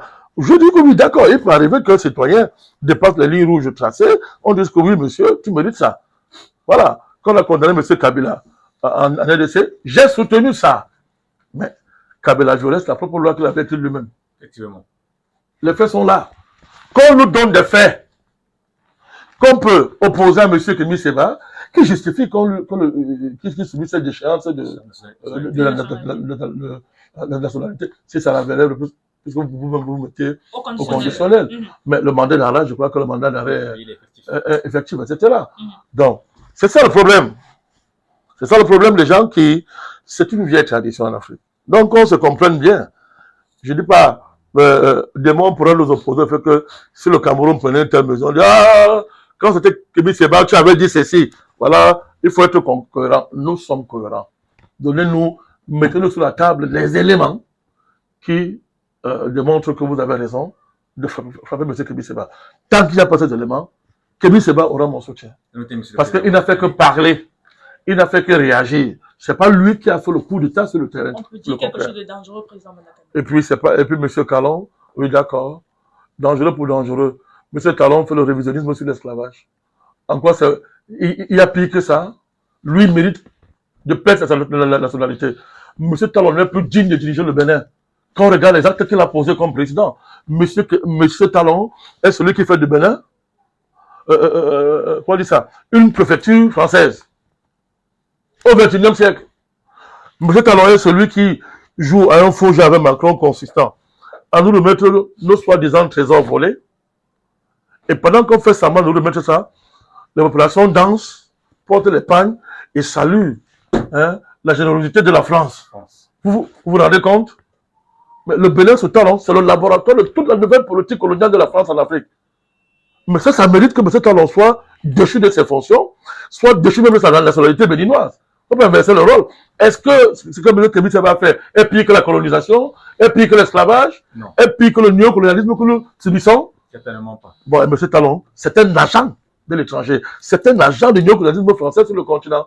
Et ici, il y a encore un débat là-dessus. Que cette inversion de responsabilité qu'on nous imposer en diabolisant un citoyen béninois qui n'a fait que parler. Prendre position. Prendre position. Merci, monsieur le président Manakani. Voilà. C'est le président Manakani du Bénin, au Togo, pour traverser une frontière entre deux pays voisins. Tous en Afrique de l'Ouest, monsieur le président Manakani. Et le 8-12 décembre 2025, la capitale togolaise, la très belle ville de Lomé, a abrité le 9e congrès panafricain sur le thème au niveau du panafricanisme et rôle de l'Afrique dans la réforme de l'institution multilatérale. Mobiliser les ressources et se réinventer pour agir. Parlons du 9e congrès panafricain. Les fils d'Afrique ont donc, avec la diaspora qui était présente, se sont réunis pour permettre aux acteurs invités de réfléchir sur les nouvelles approches de développement du continent africain en tirant un meilleur parti de la capitalisation des compétences, de l'expertise, des réseaux et du leadership des diasporas et des afro-descendants présents eux aussi à l'événement en question. Nous voulons ici rappeler, M. le Président Manakani, que l'organisation panafricaine continentale, l'Union africaine, était partenaire privilégié de l'organisation de ce grand rendez-vous historique. L'organisation des congrès panafricains s'inscrit dans une très vieille tradition africaine qui est aujourd'hui âgée de plus de 100 ans. On veut rappeler, M. le Président Manakani, que le premier congrès a eu lieu en 1900 à Manchester, en Angleterre. M. le Président Manakani, vous qui êtes un pionnier indiscutable du renouveau panafricaniste, avez-vous reçu votre carte d'invitation? Mon carte d'invitation? Oui, tu parlais de place au congrès. Non, plus j'avais déjà décliné cette affaire-là depuis au Mali.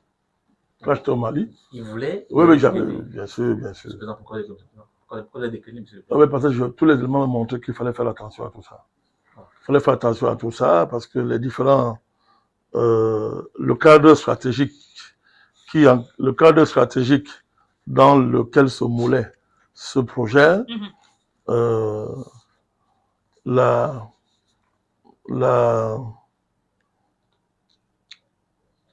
le cheminement de ces principaux acteurs ne m'inquiétait sérieusement. Je voyais très bien que c'était pas au fond du panafricanisme là, c'était autre chose. On était dans des positionnements stratégiques, on était dans les dynamiques visant à récupérer un mouvement qui faisait la mode. Donc, vous dites qu'en fait, le contenant était panafricain, mais le contenu n'était pas panafricain. Pas du tout. Vous avez bien compris, on peut le dire. Ce président Mandakani, l'Union africaine revendique avec une fierté sa participation à cet événement, notamment en tant que partenaire. Et toutefois, on ne peut le contre M. le Président, parce que ses affiches étaient présentes et ses officiels étaient présents. Qu'est-ce qui peut expliquer, M. le Président Mandakani, que l'Union africaine, qui est généralement inconsistante quand il faut agir pour créer les conditions de défendre l'Afrique, revendique avec une telle ferveur sa participation en tant que partenaire à l'événement comme M. le Président Mandakani? Qu'est-ce qui peut expliquer ça? Mais c'est l'agenda. C'est un agenda Lequel, M. le Président? de l'Union africaine qui veut reprendre la main d'abord sur ce vent panafricaniste qui souffle sur le continent depuis 15 ans et sur lequel il n'a aucune prise. Il n'a aucune prise.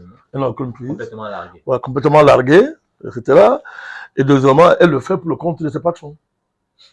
L'Union européenne, l'Occident collectif. Qui sont les patrons de l'Union africaine, M. le Président? C'est l'Union africaine, c'est une organisation africaine. C'est un autre président qui s'est réuni assez souvent. Oui, elle est africaine de nom. Qui finance le budget. Plus de la moitié de son budget est financé par qui? L'Union européenne, je crois. Donc celui qui finance dicte, non? Assez souvent. Non, tout le temps, oui. Là. Bon, vous avez raison de nuancer parce que quand on analyse le fonctionnement de l'Union africaine et la manière dont il est organisé, on voit bien qu'il y a un conflit structurel entre, et ça s'est manifesté fortement à la faveur du cycle dirigé par Fakir qui est parti. Il y a eu un conflit malgré, certes, mais c'était visible. C'était l'enjeu de la réforme. Et comme par hasard, celui qui était en première ligne, un certain Paul Kagame, avait tout dit. Président rwandais. Voilà. Donc, il y avait un conflit entre la conférence des chefs d'État et ce qu'on appelle encore ça, la Commission de l'Union africaine. Le débat était de passer en force et de transformer l'Union africaine comme étant une espèce d'Union européenne version africaine. Vous voyez bien ce qui se passe, c'est-à-dire qu'une commission allait faire un coup d'État, pratiquement. Voilà, coup d'État à la conférence des chefs d'État et devenir désormais l'interlocuteur quand on parle de l'Afrique, de l'Occident. Donc, quand on voit ça, on voit très bien finalement le rôle régulateur que joue la conférence des chefs d'État. Bon, ce que je fais là, c'est une analyse structurelle, hein. Oui. Elle est profonde. Les gens ne veulent pas faire ça parce qu'il y a la haine des chefs d'État qui est en mode. Dès qu'on entend quelque part que conférence des chefs d'État, voilà. Donc, ils viennent avec leur syndicat pour nous embêter. Voilà. Mais quand vous vous arrêtez bien, vous voyez très bien qu'il y a un rôle régulateur, chef d'État. Et à cause de cette place de chef d'État, beaucoup d'agendas n'ont pas souvent été menés à terme par l'Occident. Voilà pourquoi l'Occident soutient une Union africaine avec plus de pouvoir à la Commission pour contrebalancer la conférence des chefs d'État. Donc, de ce point de vue, oui. Donc, alors, quand j'ai dit ça pour dire que, mais une fois que j'ai dit ça, ça n'empêche pas de demeurer dans mon analyse de l'Union africaine. Elle n'est pas une organisation africaine parce que son financement vient de l'étranger. Elle ne peut même pas s'offrir un siège. Les Chinois lui offrent un siège. Tout ce qu'ils ont à faire après, c'est de pleurer que c'est touché de micro. C'est une honte pour l'Afrique. C'est une honte pour l'Afrique. Alors, donc, elle est au service de ses patrons. Et n'oubliez pas qu'il y a un débat qui est à l'ordre du jour actuellement au niveau de la géopolitique mondiale et qui va s'accélérer. Parce qu'il y a des reconfigurations internationales s'accélèrent. Alors qu'il y a la place de l'Afrique à l'ONU. Membre permanent du Conseil de sécurité. Même au niveau du Fonds monétaire international, tout ça. Ces institutions illégitimes, sur le plan international, cherchent à se redonner un costume de légitimité. Et ça passe par l'inclusion des Afriques? Non, ça passe par la mise en place de pots de fleurs. Des pots de fleurs africains qui vont orner au décor. Donc cet agenda-là, il ne faut pas le prendre à la légère. Et on voit bien ça se poindre là, dans toute cette dynamique. Parce que l'Union africaine va dire fort des résolutions du Congrès, fort de ceci, etc. Voilà. Et puis, pour aller faire son commerce sur notre dos. Président Mandakani, avant de prendre un morceau choisi du discours du président Faure, nous voulons nous arrêter une minute sur deux expressions qui reviennent dans ce document et qui nous semblent importantes de s'arrêter. Vous êtes le pionnier du renouveau panafricaniste. Vous êtes bien placé pour nous dire, président Malakani, réellement, quelle est la différence dans la définition du panafricanisme et panafricain.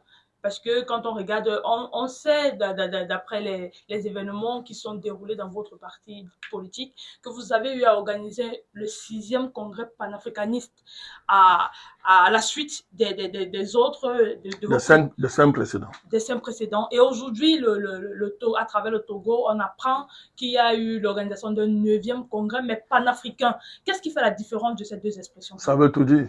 Même, panafricain ne veut rien dire. C'est une charge plus territoriale qu'historique.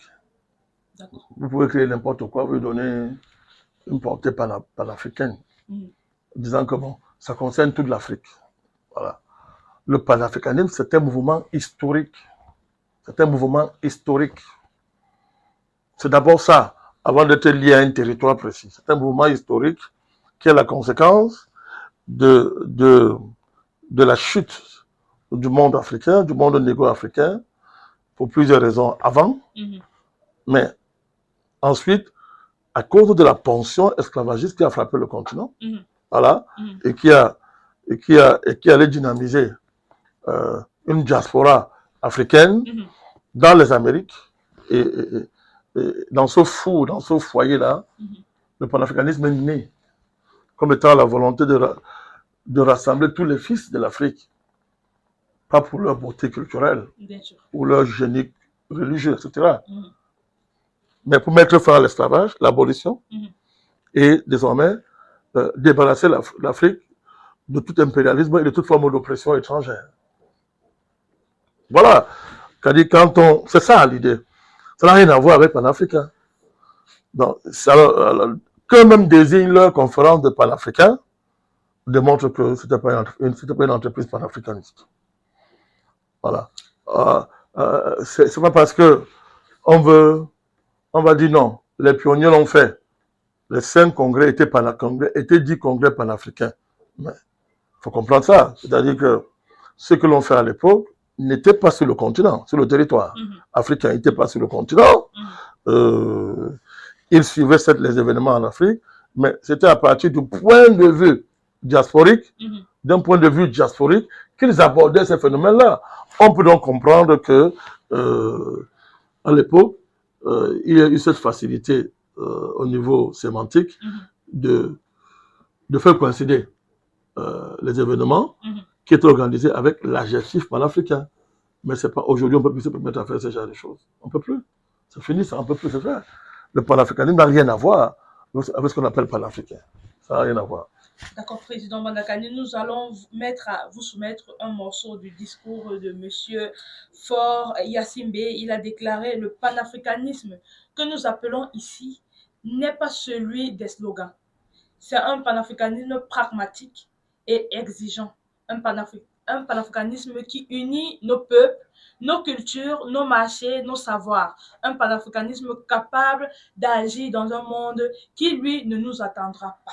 Président Mandakani, rappelons que ce congrès s'est déroulé dans un climat de violence parce que beaucoup de la population togolaise a violemment contesté la tenue de ce congrès-là en disant que le régime fort n'est pas capable, n'est pas à même de revendiquer cette idéologie panafricaniste ou alors panafricain d'après les propos. Nous voulons savoir, président, selon vous, qui êtes panafricaniste et pionnier du renouveau, est-ce que le régime fort dynastique déjà est à même de revendiquer cette casquette de panafricaniste-là? Non. Non. Pourquoi, président? Ben, d'abord, la manière par laquelle il envisage le combat panafricaniste, ou bien il définit sa démarche, il est pragmatique et exigeant. Panafricanisme, le slogan, bon, il sort d'où pour dire ça, lui? Il sort d'où? Il sort d'où? Peut-être qu'il faut un peu s'arrêter sur l'individu, président. Non, je n'ai pas besoin d'arrêter. Il sort d'où pour dire ça? Du point de vue dynastique, toute sa famille est une famille anti-panafricaniste. Je peux même dire par essence. Depuis son papa jusqu'à lui. Puisque, bon, si donc le panafricanisme est pragmatique, et parce qu'il est pragmatique, il est donc exigeant, ben, c'est à lui quel est le contenu de son pragmatisme panafricaniste? Ce contenu, c'est quoi? Eh bien, au-delà de ce qu'il dit, ça ne nous intéresse pas. Il bavarde. Voyons les actes opposés, depuis son père jusqu'à lui. Quels sont les grands combats africains où on a vu la participation de cette famille digne de ce nom? Elle a toujours roulé à contre-courant de l'Afrique. C'était ça, Gnassingbé Eyadema père. On ne peut pas rappeler ici l'épisode de Sylvanus Olympio. Voilà, on va pas rappeler ça ici. Et de toute l'histoire du Togo et la manière dont la famille Eyadema s'est incrustée au cœur de l'histoire de ce pays, et tend désormais à se présenter un horizon indépassable. C'est ça l'horizon dynastique. Un horizon indépassable de tout ce qui est politique au Togo. Bon, c'est quoi le pragmatisme panafricaniste? C'est quoi? C'est quoi? Quand tu dis unir nos marchés, nos cultures, ça veut dire quoi? Alors, on va voir. Donc, ce n'est qu'un discours et une récupération stratégique du point de vue de la communication politique de M. Faure Gnassingbé. C'est ce qu'on voit pour l'instant. Quel acte a-t-il posé? Peut-être sur le début de quelque chose. On va voir. Je pense qu'on va revenir sur la proximité désormais assumée avec le Mali. Le Mali, par exemple. On verra. Mais pour l'instant, son panafricanisme pragmatique, lui-même, il est en plein slogan. Lui-même, il est en plein slogan. Deuxièmement, la manière dont M. Faure Gnassingbé s'introduit dans le champ panafricaniste est très inquiétant. Quand vous trouvez une dynamique qui est en place, vous voulez vous y greffer, c'est pas comme ça. Vous ne voulez pas le diviser, vous ne voulez pas organiser la division, et y introduire des éléments anti-panafricanistes les plus notoires. Prenons sa proximité avec M. Alain Foka. Qui a fait quoi aux Africains qu'il a démissionné de RFI? Il n'a jamais démissionné, je le dis, Alain Foka n'a jamais démissionné de RFI. Vous avez certainement des données... Je vous dis, est-ce que je vous demande? Jamais. Donc, la France a détaché son agent auprès de M. Faure, qui l'assume comme tel et qui désormais l'utilise pour dire qu'il fait du panafricanisme. Alors, si on considère que M. Foka est un panafricaniste, on ne parle plus de la même. C'est-à-dire, on ne parle plus de la même chose. Ça n'a rien à voir et ça trahit les idéaux de M. Faure. Deuxièmement, son panafricanisme pragmatique, c'est quoi? C'est que, ok, accord de défense avec la Russie, je signe, mais je reste en bonne amitié avec les Occidentaux sur le plan économique. Je suis dans la sphère occidentale, tranquillement. Mais c'est pas ça le panafricanisme. C'est pas ça. Un vrai panafricaniste, dans son rapport avec l'Occident, ce sont des rapports de guerre contre la colonialité historique qui nous lie à l'Occident, mais surtout la capacité d'inventer quelque chose qui dépasse ce rapport. Dépassement qui se définit clairement par le fait que le processus de dépendance qu'on a avec les Occidentaux diminue, au moins. On voit dans quelle mesure ça diminue réellement. Dans quelle mesure l'émancipation, on peut voir ça comme ça et palper ça de la main. Ce n'est pas le cas. Un panafricaniste, ce n'est pas seulement créer un média soi-disant panafricaniste. Ce n'est pas tenir des congrès soi-disant panafricains où on pose des problèmes des thématiques panafricanistes. Un panafricaniste ne consiste pas seulement à réunir un congrès et donner le tapis rouge à un chef d'État pour que lui aussi dise qu'il est. Non, il ne fait plus que ça. Moi, ce que je reproche à M. Faure, c'est tout ce que je suis en train de vous dire. Ce flou, ce manque de clarté dans la démarche, c'est comme si il faisait des injonctions au mouvement panafricaniste, où vous êtes avec moi, ou je vous écrase. C'est inacceptable. Il n'en a ni la carrure, ni les moyens. Voilà ce que je suis en train de dire. Même s'il se fait accompagner par le ministre des Affaires étrangères du Mali, M. Abdoulaye Diop. Président Malakani, avant d'arriver sur ce fait, quand on s'arrête sur le mot du panafricanisme pragmatique dont se revendique le président Faure, est-ce qu'il y a lieu de dire qu'il y a le panafricanisme d'un côté et le panafricanisme? Le panafricanisme d'un côté et le panafricanisme. Vous cherchez loin vos questions, hein? Bravo. Oui, on peut le dire. Dans quelle mesure, président? On peut le dire. Le panafricanisme peut être un champ théorique qu'on étudie à l'école. Ça ne fait pas de vous un panafricaniste. Quelqu'un peut aller étudier ça pour se faire plaisir, pour augmenter sa culture. Il va dire, ok, je me suis marié au panafricanisme pour un temps, je voulais savoir ce que c'est. Et après, il peut divorcer avec ça. Un panafricaniste, c'est quelqu'un qui fait le panafricanisme. Il fait. Il ne dit pas qu'il est. Il pratique, il fait, il lutte. Il agit, il lutte au quotidien pour ça. Et c'était très bien de faire la nuance. Hein. Moi, je salue vraiment votre question, elle est très belle. Monsieur Faure, il est dans le panafricanisme. Mais il n'est pas encore un panafricaniste. Il n'est pas encore un panafricaniste. Je ne suis pas dans l'excès, comme certains à son égard. Dans le sens où il ne peut pas changer. Que bon, le fait d'être un Eyadema, c'est une malédiction congénitale qui ne peut pas permettre une mutation de sa part. Non, il peut changer. D'autres avant lui ont changé. Mais je dis simplement que je ne vois rien encore qui puisse me montrer qu'il a changé. C'est tout. Donc, lui-même a dit que c'est exigeant, non? Bien sûr. Alors, donc, nous, on est exigeant, on regarde. On regarde. Mais pour l'instant, tout ce qui s'est passé là, il n'y a rien de là qui soit vraiment panafricaniste. Absolument rien. D'autant plus que le patron scientifique de cette conférence a démissionné avant. L'Ivoirien, je crois, Niasoke, oui, l'Ivoirien, il a démissionné.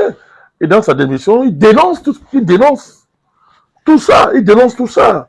Il a l'impression que c'est une opération de communication présidentielle.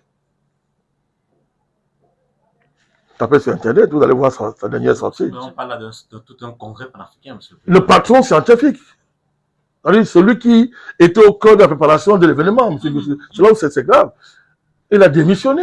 Il réduit tout cela à une communication présidentielle dans sa critique. Donc, on ne parle pas à l'air. C'est-à-dire que tout ça n'est pas anecdotique. C'est quand même quand le patron scientifique d'un événement, celui qui l'a conçu, l'a préparé, l'a accompagné, etc., à la minute, démissionne parce que lui, il voit que, mais attends, l'affaire, si on nous embarque à la fin, pourquoi on vient accompagner M. Faure Eyadema? Attendez, il faut prendre ça au sérieux. Alors, que les panafricanistes et des chefs d'État qui disent qu'ils le sont, qui veulent même parrainer l'événement, c'est une chose. Mais qu'on réduise le panafricanisme à de la communication pour le président, c'est autre chose. Président Malakani, est-ce Voilà. qu'il y a lieu C'est important. de s'arrêter sur les figures présentes lors de ce congrès pour juger la pertinence de cet événement? Non. On peut inviter des figures. Bon. Mais quand on crédibiliser l'événement. Oui, elles viennent crédibiliser l'événement. Alors là, ça leur engage. Ça leur engage. Mais au-delà de la présence de figures, soit dites panafricanistes, c'est le contenu qu'il faut analyser. Bien sûr. Et voir, c'est ce que nous sommes en train de faire. Donc, quand on oppose au contenu, à la présence même de ces deux figures, le débat est clos. Le contenu en lui-même ne pèse pas grand-chose. Du coup, la présence de soi-disant figures, pour nous, n'est pas un événement. Qui prône un panafricanisme démocratique. Alors là, posez bien votre question. Là, c'est l'autre débat. Vous êtes en train de dire, par exemple, quelles sont les contradictions qui traversent le champ du renouveau panafricaniste. C'est un autre débat. Il y a des figures. Je n'ai aucun problème à l'aborder. Il y a des figures qui se distinguent comme le professeur Niamsi, il y a Madame Nathalie Niam, qui sont parmi ces personnes qui se revendiquent d'un panafricanisme démocratique parce qu'ils vantent le mérite de certains pays à connaître l'alternance, mais qui, sans se gêner, s'affichent avec des présidents qui ont accédé à des États par des pushs et autres selon le jargon occidental utilisé. Et on s'interroge bien de les voir dans ce genre d'événements et qu'ils revêtent un combat qui a fait ses preuves jusqu'à nos années. On se demande, président Malakani, qu'est-ce qu'on met dans le panafricanisme à la fin? Est-ce qu'il y a des courants panafricanistes comme le panafricanisme démocratique, le panafricanisme pragmatique, le panafricanisme de gauche que vous avez eu lors de l'un de vos congrès abordés? Excellente question. Excellente question. Est-ce que ce n'est pas là la croisée du chemin? Non, je ne crois pas. Je ne crois pas. Je pense que ce qui fait la force du panafricanisme, c'est son historicité. Dans quel sens, président? Dans le sens où le panafricanisme est panafricanisme lorsque il mène des combats panafricanistes.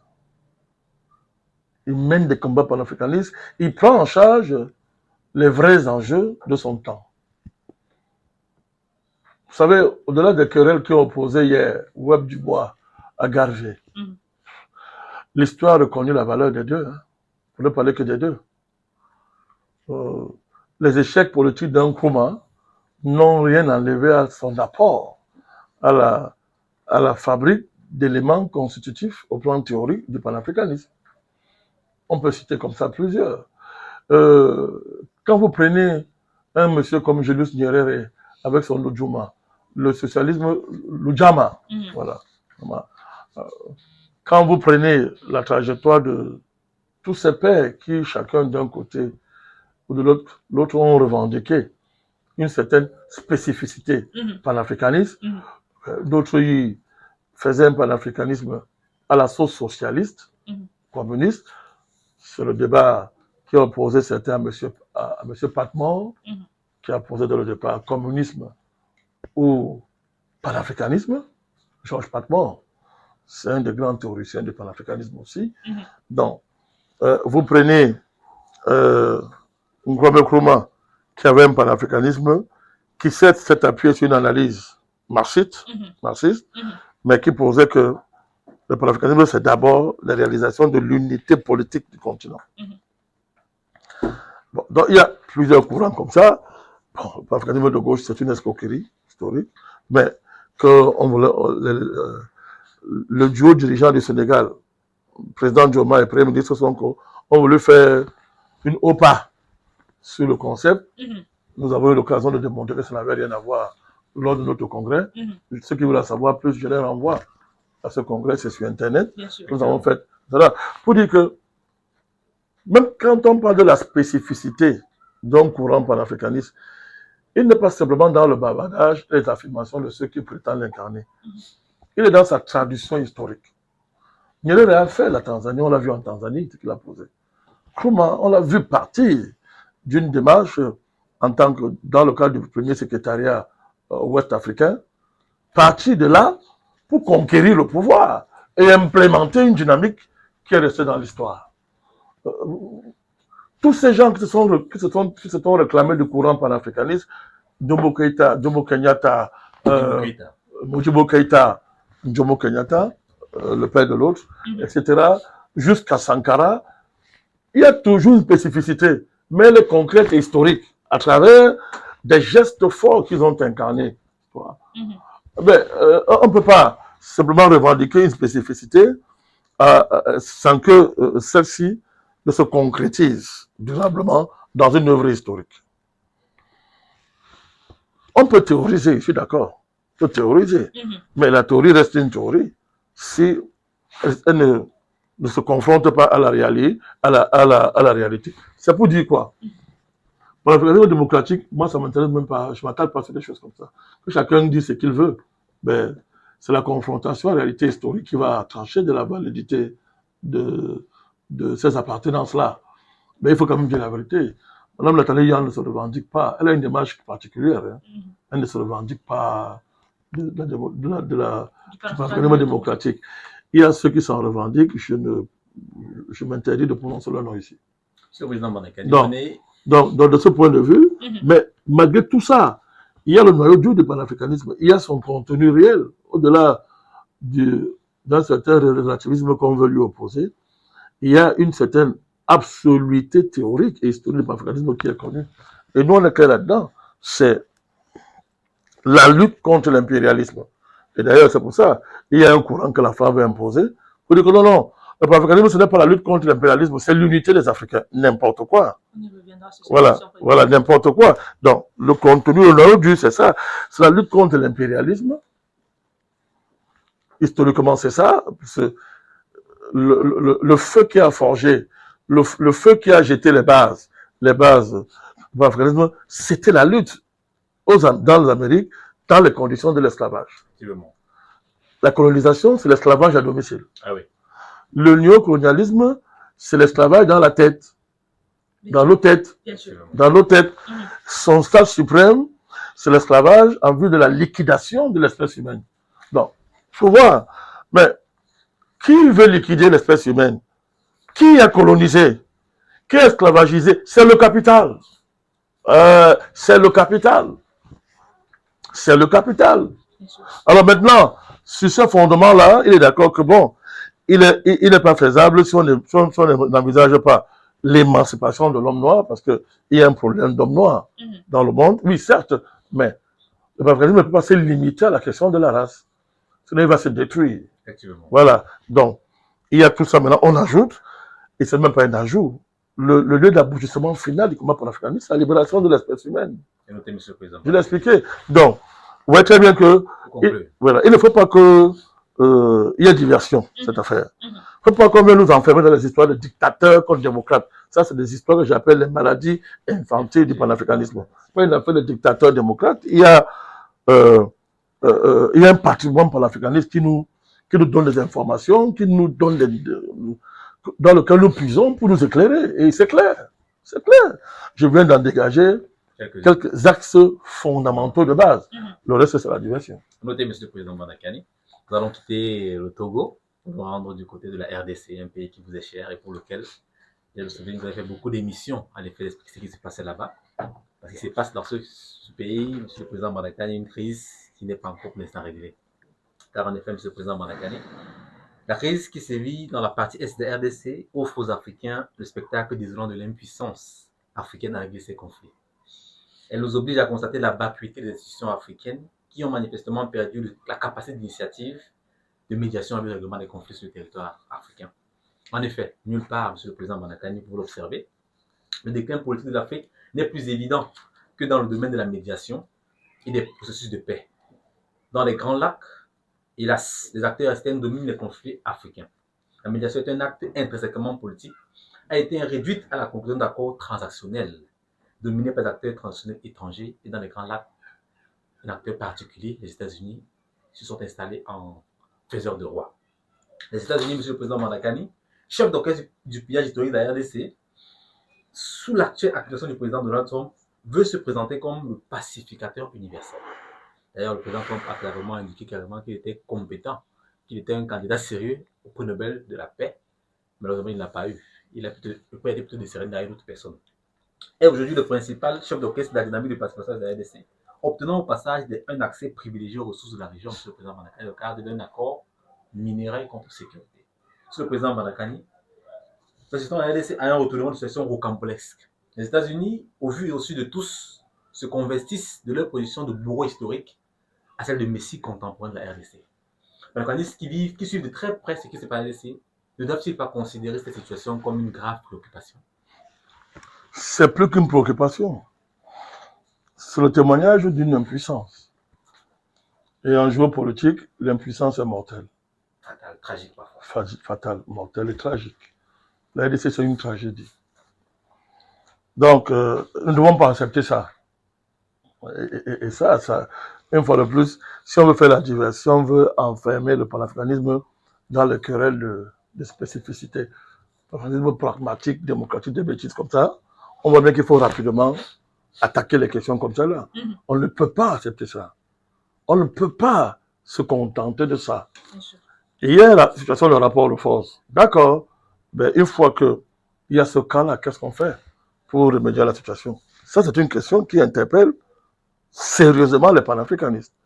Mais sur la RDC, vous allez voir, certains vont venir vous insister sur le caractère démocratique, d'autres vont dire que Tshisekedi n'est pas beau, ils vont dire que non, il n'est pas laid, il est ceci, oh, il veut changer la constitution pour faire un troisième mandat. Donc, il y a toutes sortes de marées qu'on fait monter pour évacuer les vrais sujets. Le débat est de savoir comment un bourreau historique devient un sauveur. Bien sûr.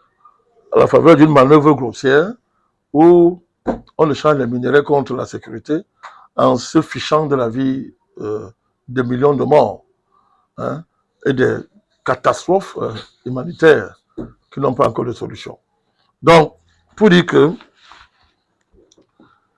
je crois que une des premières choses à considérer comme acquis, c'est que désormais, il faut arrêter de se focaliser contre la France matin, midi, soir. Elle le mérite amplement. Hein. Mais il n'y a pas la France sans les États-Unis. Peu importe le querelle dans lequel ils se trouvent, ils marchent main dans la main. Il y a actuellement un crypto-divorce consommé entre Donald Trump et Macron. Mais Trump ne sera pas éternel au pouvoir, il passera. Est-on sûr de ce que nous réserve celui qui va venir? Certainement. Il peut relancer l'atlantisme. Effectivement. Voilà, et tenter de réconcilier l'Occident. Unir l'Occident. Voilà, voilà. Donc, pour dire quoi? Pour dire que nécessité, mon cher Nguesse, d'une vision globale panafricaniste. Il nous faut une pensée globale. On ne fera pas la pensée globale en se contentant des morceaux de pensée. Une centrée sur l'histoire panafricaniste, l'autre dans le développement des spécificités, l'autre sur le panafricanisme institutionnel, l'autre sur le panafricanisme académique ou universitaire, etc. C'est la pensée globale. Il nous faut une pensée globale au XXIe siècle. La pensée globale intègre les enjeux de puissance, intègre les grands enjeux économiques et finalement intègre la nécessité de déboucher sur une lecture, sur une théorie, sur une lecture qui est globale. C'est-à-dire que quand elle parle de l'Afrique, elle prend en compte les intérêts de tous les Africains dans le monde entier et surtout insiste sur la signification d'être africain en ce début du XXIe siècle. Je pense que ce débat-là, il est là et le drame de la RDC nous montre l'urgence qu'il y a à s'inscrire dans ce travail. Monsieur le Président Bonakani, le président Trump inaugure une nouvelle ère géopolitique pour son pays, les États-Unis d'Amérique. Manifestement, quand on voit son comportement, on se dit que rendre l'Amérique sa grandeur, comme il le dit, Make America Great Again, sur le territoire africain spécifiquement, passe par et est synonyme de néocolonialisme minier décomplexé. Le panafricanisme doit se contenter, Monsieur le Président Bonakani, de ce qu'il aurait proposé et présenté par Trump. Non, je viens de le dire. Non. Non. Non. Surtout que Trump, lui, fait la géopolitique des transactions et des deals. Effectivement. Voilà. Non. Chaque fois qu'il réussit un deal, il s'en félicite. Non, pas du tout. Non. Non. C'est pour ça qu'il faut, je l'avais dit en début d'année, que nous sommes à une année, vous vous rappelez, on va voir l'accélération du panafricanisme. Je l'ai dit. Et je pense qu'on y est et on y sera encore. Il faut dynamiser le panafricanisme parce que, contrairement à ce que les gens racontent ici, il n'y a pas d'autre solution en dehors du panafricanisme. Il n'y en a pas. Si quelqu'un vous dit qu'il y a une autre solution en dehors du panafricanisme, il est menteur. Il n'y a pas. Donc il faut dynamiser davantage le panafricanisme, développer davantage des outils pour qu'ils soient à la hauteur des enjeux de notre temps. Tout à l'heure, je l'ai dit, il faut une pensée globale. Les pays qui s'en sortent dans le monde aujourd'hui sont des pays qui ont une pensée globale, ou bien qui ont su articuler leur pensée nationale avec les exigences de la globalité. La globalité étant manifestée par la mondialisation économique, avec son niveau d'intégration économique, parce qu'on pourrait appeler les nouvelles routes autoroutes de la communication et de l'information, avec les réseaux sociaux, Internet, etc. Maintenant, l'avènement de l'intelligence artificielle, etc. Les enjeux globaux, c'est ce qu'on appelle changement climatique, que ça fait une idéologie ou pas, mais ça trahit les enjeux géopolitiques tout le temps. Donc il y a tout ça. Donc on ne peut pas parler panafricanisme aujourd'hui en se contentant d'un arrière-fond du 15e siècle ou du 16e siècle, du 7e, 18e siècle, 19e siècle. Non. Les enjeux d'aujourd'hui, c'est ce que je viens de mettre sur la table. Il faut rattraper notre retard technologique. Il faut retrouver l'initiative en matière de définition d'horizon géopolitique. Il faut engager le chantier de la réécriture des relations internationales au profit de l'Afrique. Je n'ai pas dit suivre les autres. Il faut régler la question militaire. C'est un grand enjeu. La question militaire est un grand enjeu. L'Afrique n'existe pas militairement. Il y a tout ça qu'il faut régler. Les grands défis qu'il faut régler. La question des marchés, le marché économique. Pas les histoires que M. Foyadema raconte là. Quand vous voulez créer des marchés, vous n'avez ni industrie, vous n'avez pas d'industrie, vous n'avez pas de monnaie, et vous osez parler de marché. Voilà son pragmatisme panafricaniste. Non, pragmatisme panafricain. Comme on dit toujours, degré zéro de la pensée panafricaniste. L'aventure, il est là, le grand débat, l'aventure intellectuelle, historique, se situe à ce niveau-là. Je ne parle même pas de l'avènement, ce qu'on est en train de voir, l'accélération des bitcoins, des blockchains. L'Amérique est au cœur, et le monde entier suit très bien cette révolution. Où est l'Afrique là-dedans? Donc voilà les chantiers qui doivent rapidement être pris en charge par les panafricanistes, et de manière à les inscrire dans dans un itinéraire de transformation de l'opinion, de transformation de l'intelligence des Africains, pour créer une autre puissance comme celle que nous avons déclenchée à la faveur du nouveau panafricanisme. Président Malakani, lorsque vous étiez en train de faire ces projections-là, je me suis rappelé d'un médiateur africain, M. Abdul Mohamed, qui parlait de repolitiser le panafricanisme. Il parlait il disait que le panafricanisme n'est pas un slogan culturel, il n'est pas un slogan sentimental, et que le panafricanisme, son objectif n'est pas d'unir pour l'unité, mais que le panafricanisme était l'alternative politique pour les peuples africains, pour le monde africain en général. Et je me demandais, Président, qu'est-ce que les panafricanistes peuvent faire? Quels sont les mécanismes qu'ils peuvent mettre en marche aujourd'hui qu'on a la croisée des chemins, que le panafricanisme est à la croisée des chemins, pour repolitiser ce panafricanisme et qu'ils se mettent à la hauteur de ce qu'il est une alternative politique à tout ce que l'Afrique a vécu jusqu'ici?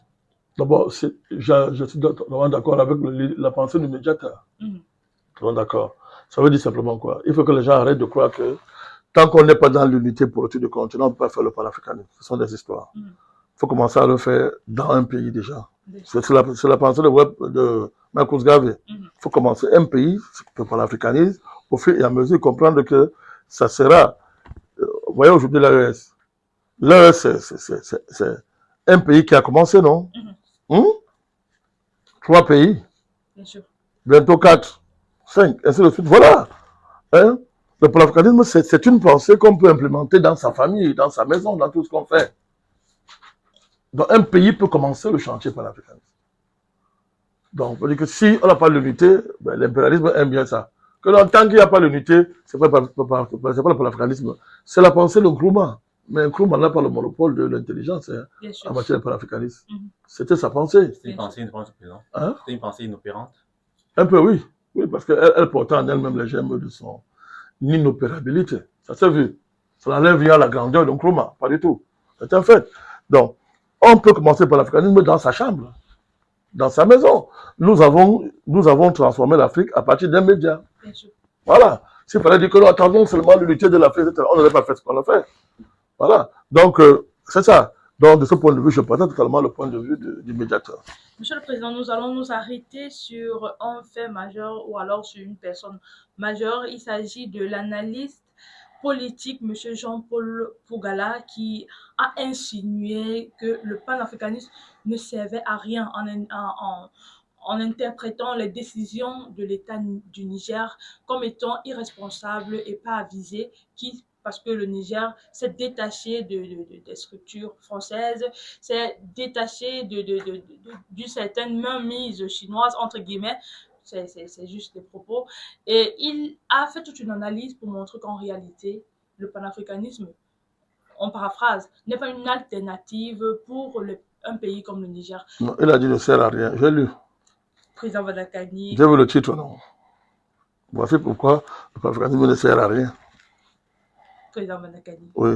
Est-ce que dire du panafricanisme qui ne sert à rien est une inconsistance géopolitique ou une ignorance géostratégique? Oui, les deux. Dans quel sens, président? Mais dans le sens même des mots, de ces deux mots-là. Mais vous dites que c'est une personne majeure. Il est majeur de quoi? Elle est majeure en quoi, M. Pougala, en Afrique? Peut-être au vu de son âge. Bon, dans ce cas, oui, mais on ne va pas de son âge, on parle de son rapport par l'africanisme à l'un des patrimoines théoriques, idéologiques les plus structurants et les plus structurés que le continent a eu. Donc, il est ignorant. Bon, il y en a qui, bon, je comprends. Le panafricanisme, dans le cadre de son renouveau, dérange beaucoup. Fait ombrage à certains intellectuels autoproclamés qui ont longtemps estimé que tant que le panafricanisme fait ombrage, il faut tuer cette affaire. Pour gagner de cela, c'est pas aujourd'hui qu'il commence. Hein. C'est pas aujourd'hui qu'il a commencé à faire ça. Il y a beaucoup de personnes qui estiment que le panafricanisme les fait ombrage, les empêche de jouir de ce que j'appelais les privilèges, comment j'ai appelé ça? Épistémique. Privilège épistémique. C'est Achille Mbembe. Voilà, ça a même traduit la même genre. Il y a des gens qui revendiquent un privilège épistémique a priori, Mhm. ils estiment que les panafricanistes, qui d'après eux ne sont pas habilités du point de vue épistémique, de jouer ce rôle-là, les ont fait ombrage. Ça, c'est un. Deuxièmement, Pogala, c'est un petit agent égaré de l'Occident hier. Rappelez-vous ses positions sur le vaccin. Un pro-vaccin assumé, en tout cas. Forcené. Et sous couvert de maîtrise scientifique. Il dansait, il exhortait les Africains à aller se faire massacrer. Et aujourd'hui, il n'a même pas la capacité intellectuelle de revenir sur ses versets bibliques d'un autre genre qu'il professait hier. Il n'a pas le courage. Donc, à l'époque, il a même simulé une interview avec moi pour prétendre, pour justifier, pour me voir pour vendre sa vaccinophilie primaire. Donc, Monsieur Pogala, aujourd'hui, s'est reconverti dans un néotropisme chinois où tout ce qui est meilleur désormais, c'est la Chine. La Chine, c'est le paradis, c'est une vision messianique de la Chine. La Chine. Bon, nous attendons que lui-même produise des éléments concrets et opérationnels. Il a dit qu'il a une académie d'intelligence, tout ça. Bon, on va voir ce que ces académiciens vont faire. On va voir pour apprécier. Mais là, il a montré qu'il est un ignorant, qu'il ne comprend rien à ça. C'est un coup d'épée dans l'eau. D'accord, Président Madakani, nous allons sortir par cette définition du panafricanisme du 21e siècle que vous avez émis vous-même personnellement. Et nous allons lire pour vous. Vous avez dit « Le principe élémentaire de tout universalisme, de toute universalité, c'est la reconnaissance de ce qu'il n'y a pas de peuple supérieur et de peuple inférieur, tout comme il n'y a pas d'homme supérieur et d'homme inférieur. La supériorité consistant ici au droit divin pour le supérieur de civiliser à tout prix l'inférieur. Un peuple ou une nation n'est pas avancée, n'est pas supérieure parce qu'elle manifeste un génie technologique ou militaire ablouissant qui lui donnerait une avance sur les autres et par ricochet un droit de vie et de mort sur ceux-ci. Le panafricanisme du 21e siècle, lorsqu'il se donne les moyens de conjurer cette malédiction, lorsqu'il crée des conditions de la maîtrise de nos contradictions internes par les Africains pour le compte de l'Afrique et ensuite pour le compte de l'humanité. Président Padakani, nous avons extrait une partie de cette définition. Vous vous reconnaissez tellement dans ce que vous avez dit parce que cela relève d'un des travaux que vous avez produit. Et on se demande, Président, est-ce que cette définition est encore authentique? Pourquoi elle ne le serait pas? Pourquoi elle ne serait pas? La pensée évolue. Comment? Étant évolutive. Bon, elle n'est pas très vieille. Hein, je l'ai développée dans le test introductif d'un de nos congrès. Je crois. Congrès. Panafricaniste. Voilà. J'y définissais un peu ce que j'entendais par panafricanisme du 21e siècle. On peut le résumer simplement. C'est un panafricanisme global, qui reprend à son compte l'héritage des pères fondateurs, les théories, les combats qu'ils ont menés, du moins la grande geste panafricaniste historique, qui reprend ça pour le réconcilier avec les enjeux du 21e siècle. Une fois de plus, ces enjeux, je vous ai dit, sont globaux. Engagent l'espèce humaine. Mais une fois qu'on l'a dit, on n'attend pas de construire l'unité politique de l'Afrique. On commence là où on est.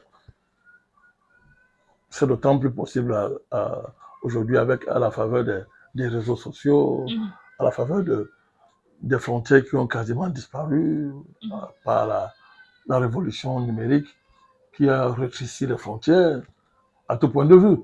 Donc aujourd'hui, il faut tenir compte de tout ça pour faire le panafricanisme au XXIe siècle. Un panafricaniste au XXIe siècle, c'est un vrai Africain. Quelqu'un qui se reconnaît dans tous les pays africains, qui sait que les problèmes de chaque pays africain sont le problème de tous les Africains. Et que le problème de tous les Africains est un problème de chaque Africain. Si vous voulez que je résume ça.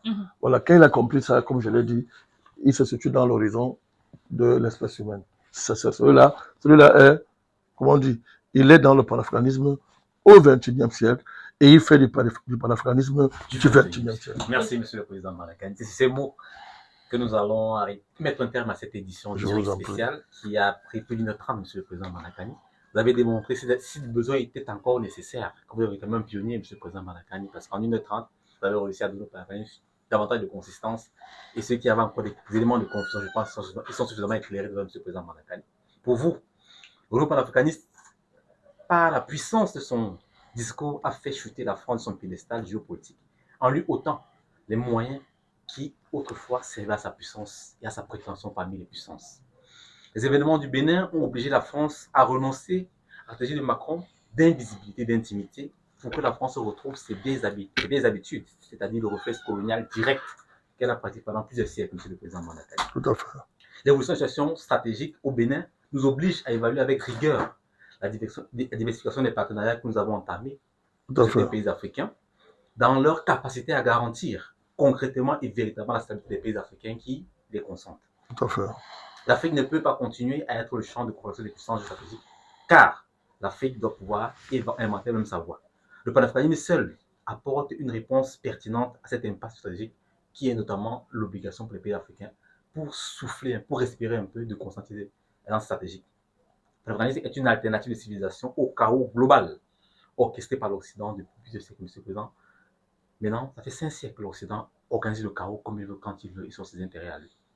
Ils ne reviendront pas à aucune puissance de développer l'Afrique, mais aux Africains, et à eux seuls de développer l'Afrique. Patrice Talon a fait plus de mal au Bénin que M. Kémy Séba ne l'a fait. Kémy Séba n'est pas et ne sera jamais un ennemi de l'Afrique. Par contre, Patrice Talon, il n'est pas le comportement qu'il a manifesté. À ce M. Kémy Séba n'est en vérité que victime d'un règlement de compte politique du fait des ambitions politiques légitimes en tant que président éventuel du Bénin.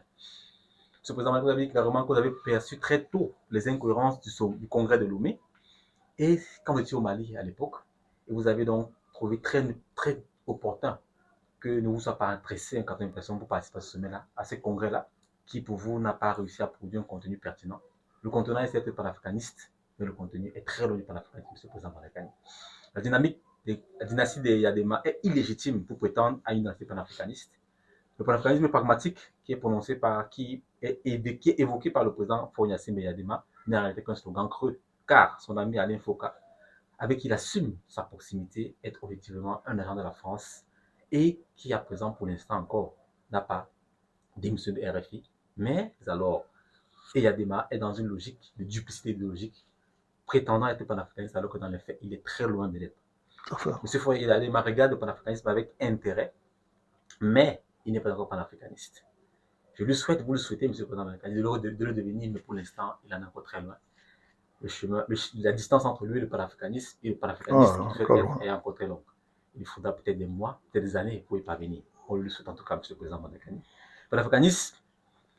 Le panafricanisme est panafricaniste lorsqu'il mène des combats panafricanistes. Je le répète, vous l'avez dit, M. le Président. Tout à fait. Le panafricanisme est panafricaniste lorsqu'il mène des combats panafricanistes. Voilà. Car la force du panafricanisme réside dans son historicité.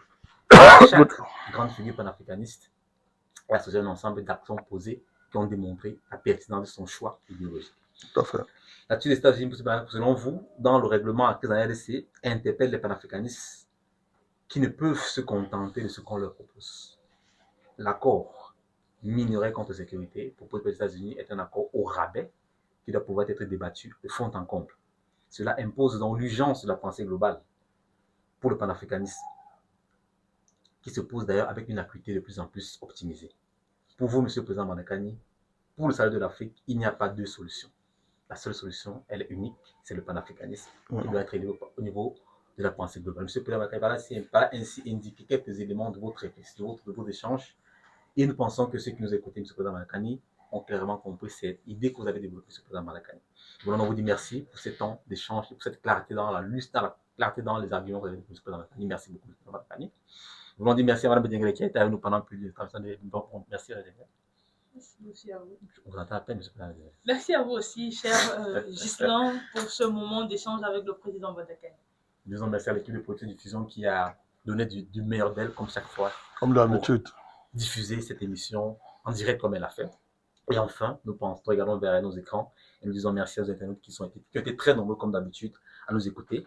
Nous terminerons avec cette pensée de Fanon qui disait en son temps, et je le cite, « Chaque génération doit, dans une relative opacité, découvrir sa mission historique et choisir librement, soit de l'accomplir, soit de la trahir. » En tout cas, pour le président Balakani, il accomplit la sienne. J'espère que chacun d'eux, là où il se trouve, accomplit aussi sa part. À la prochaine, internaute.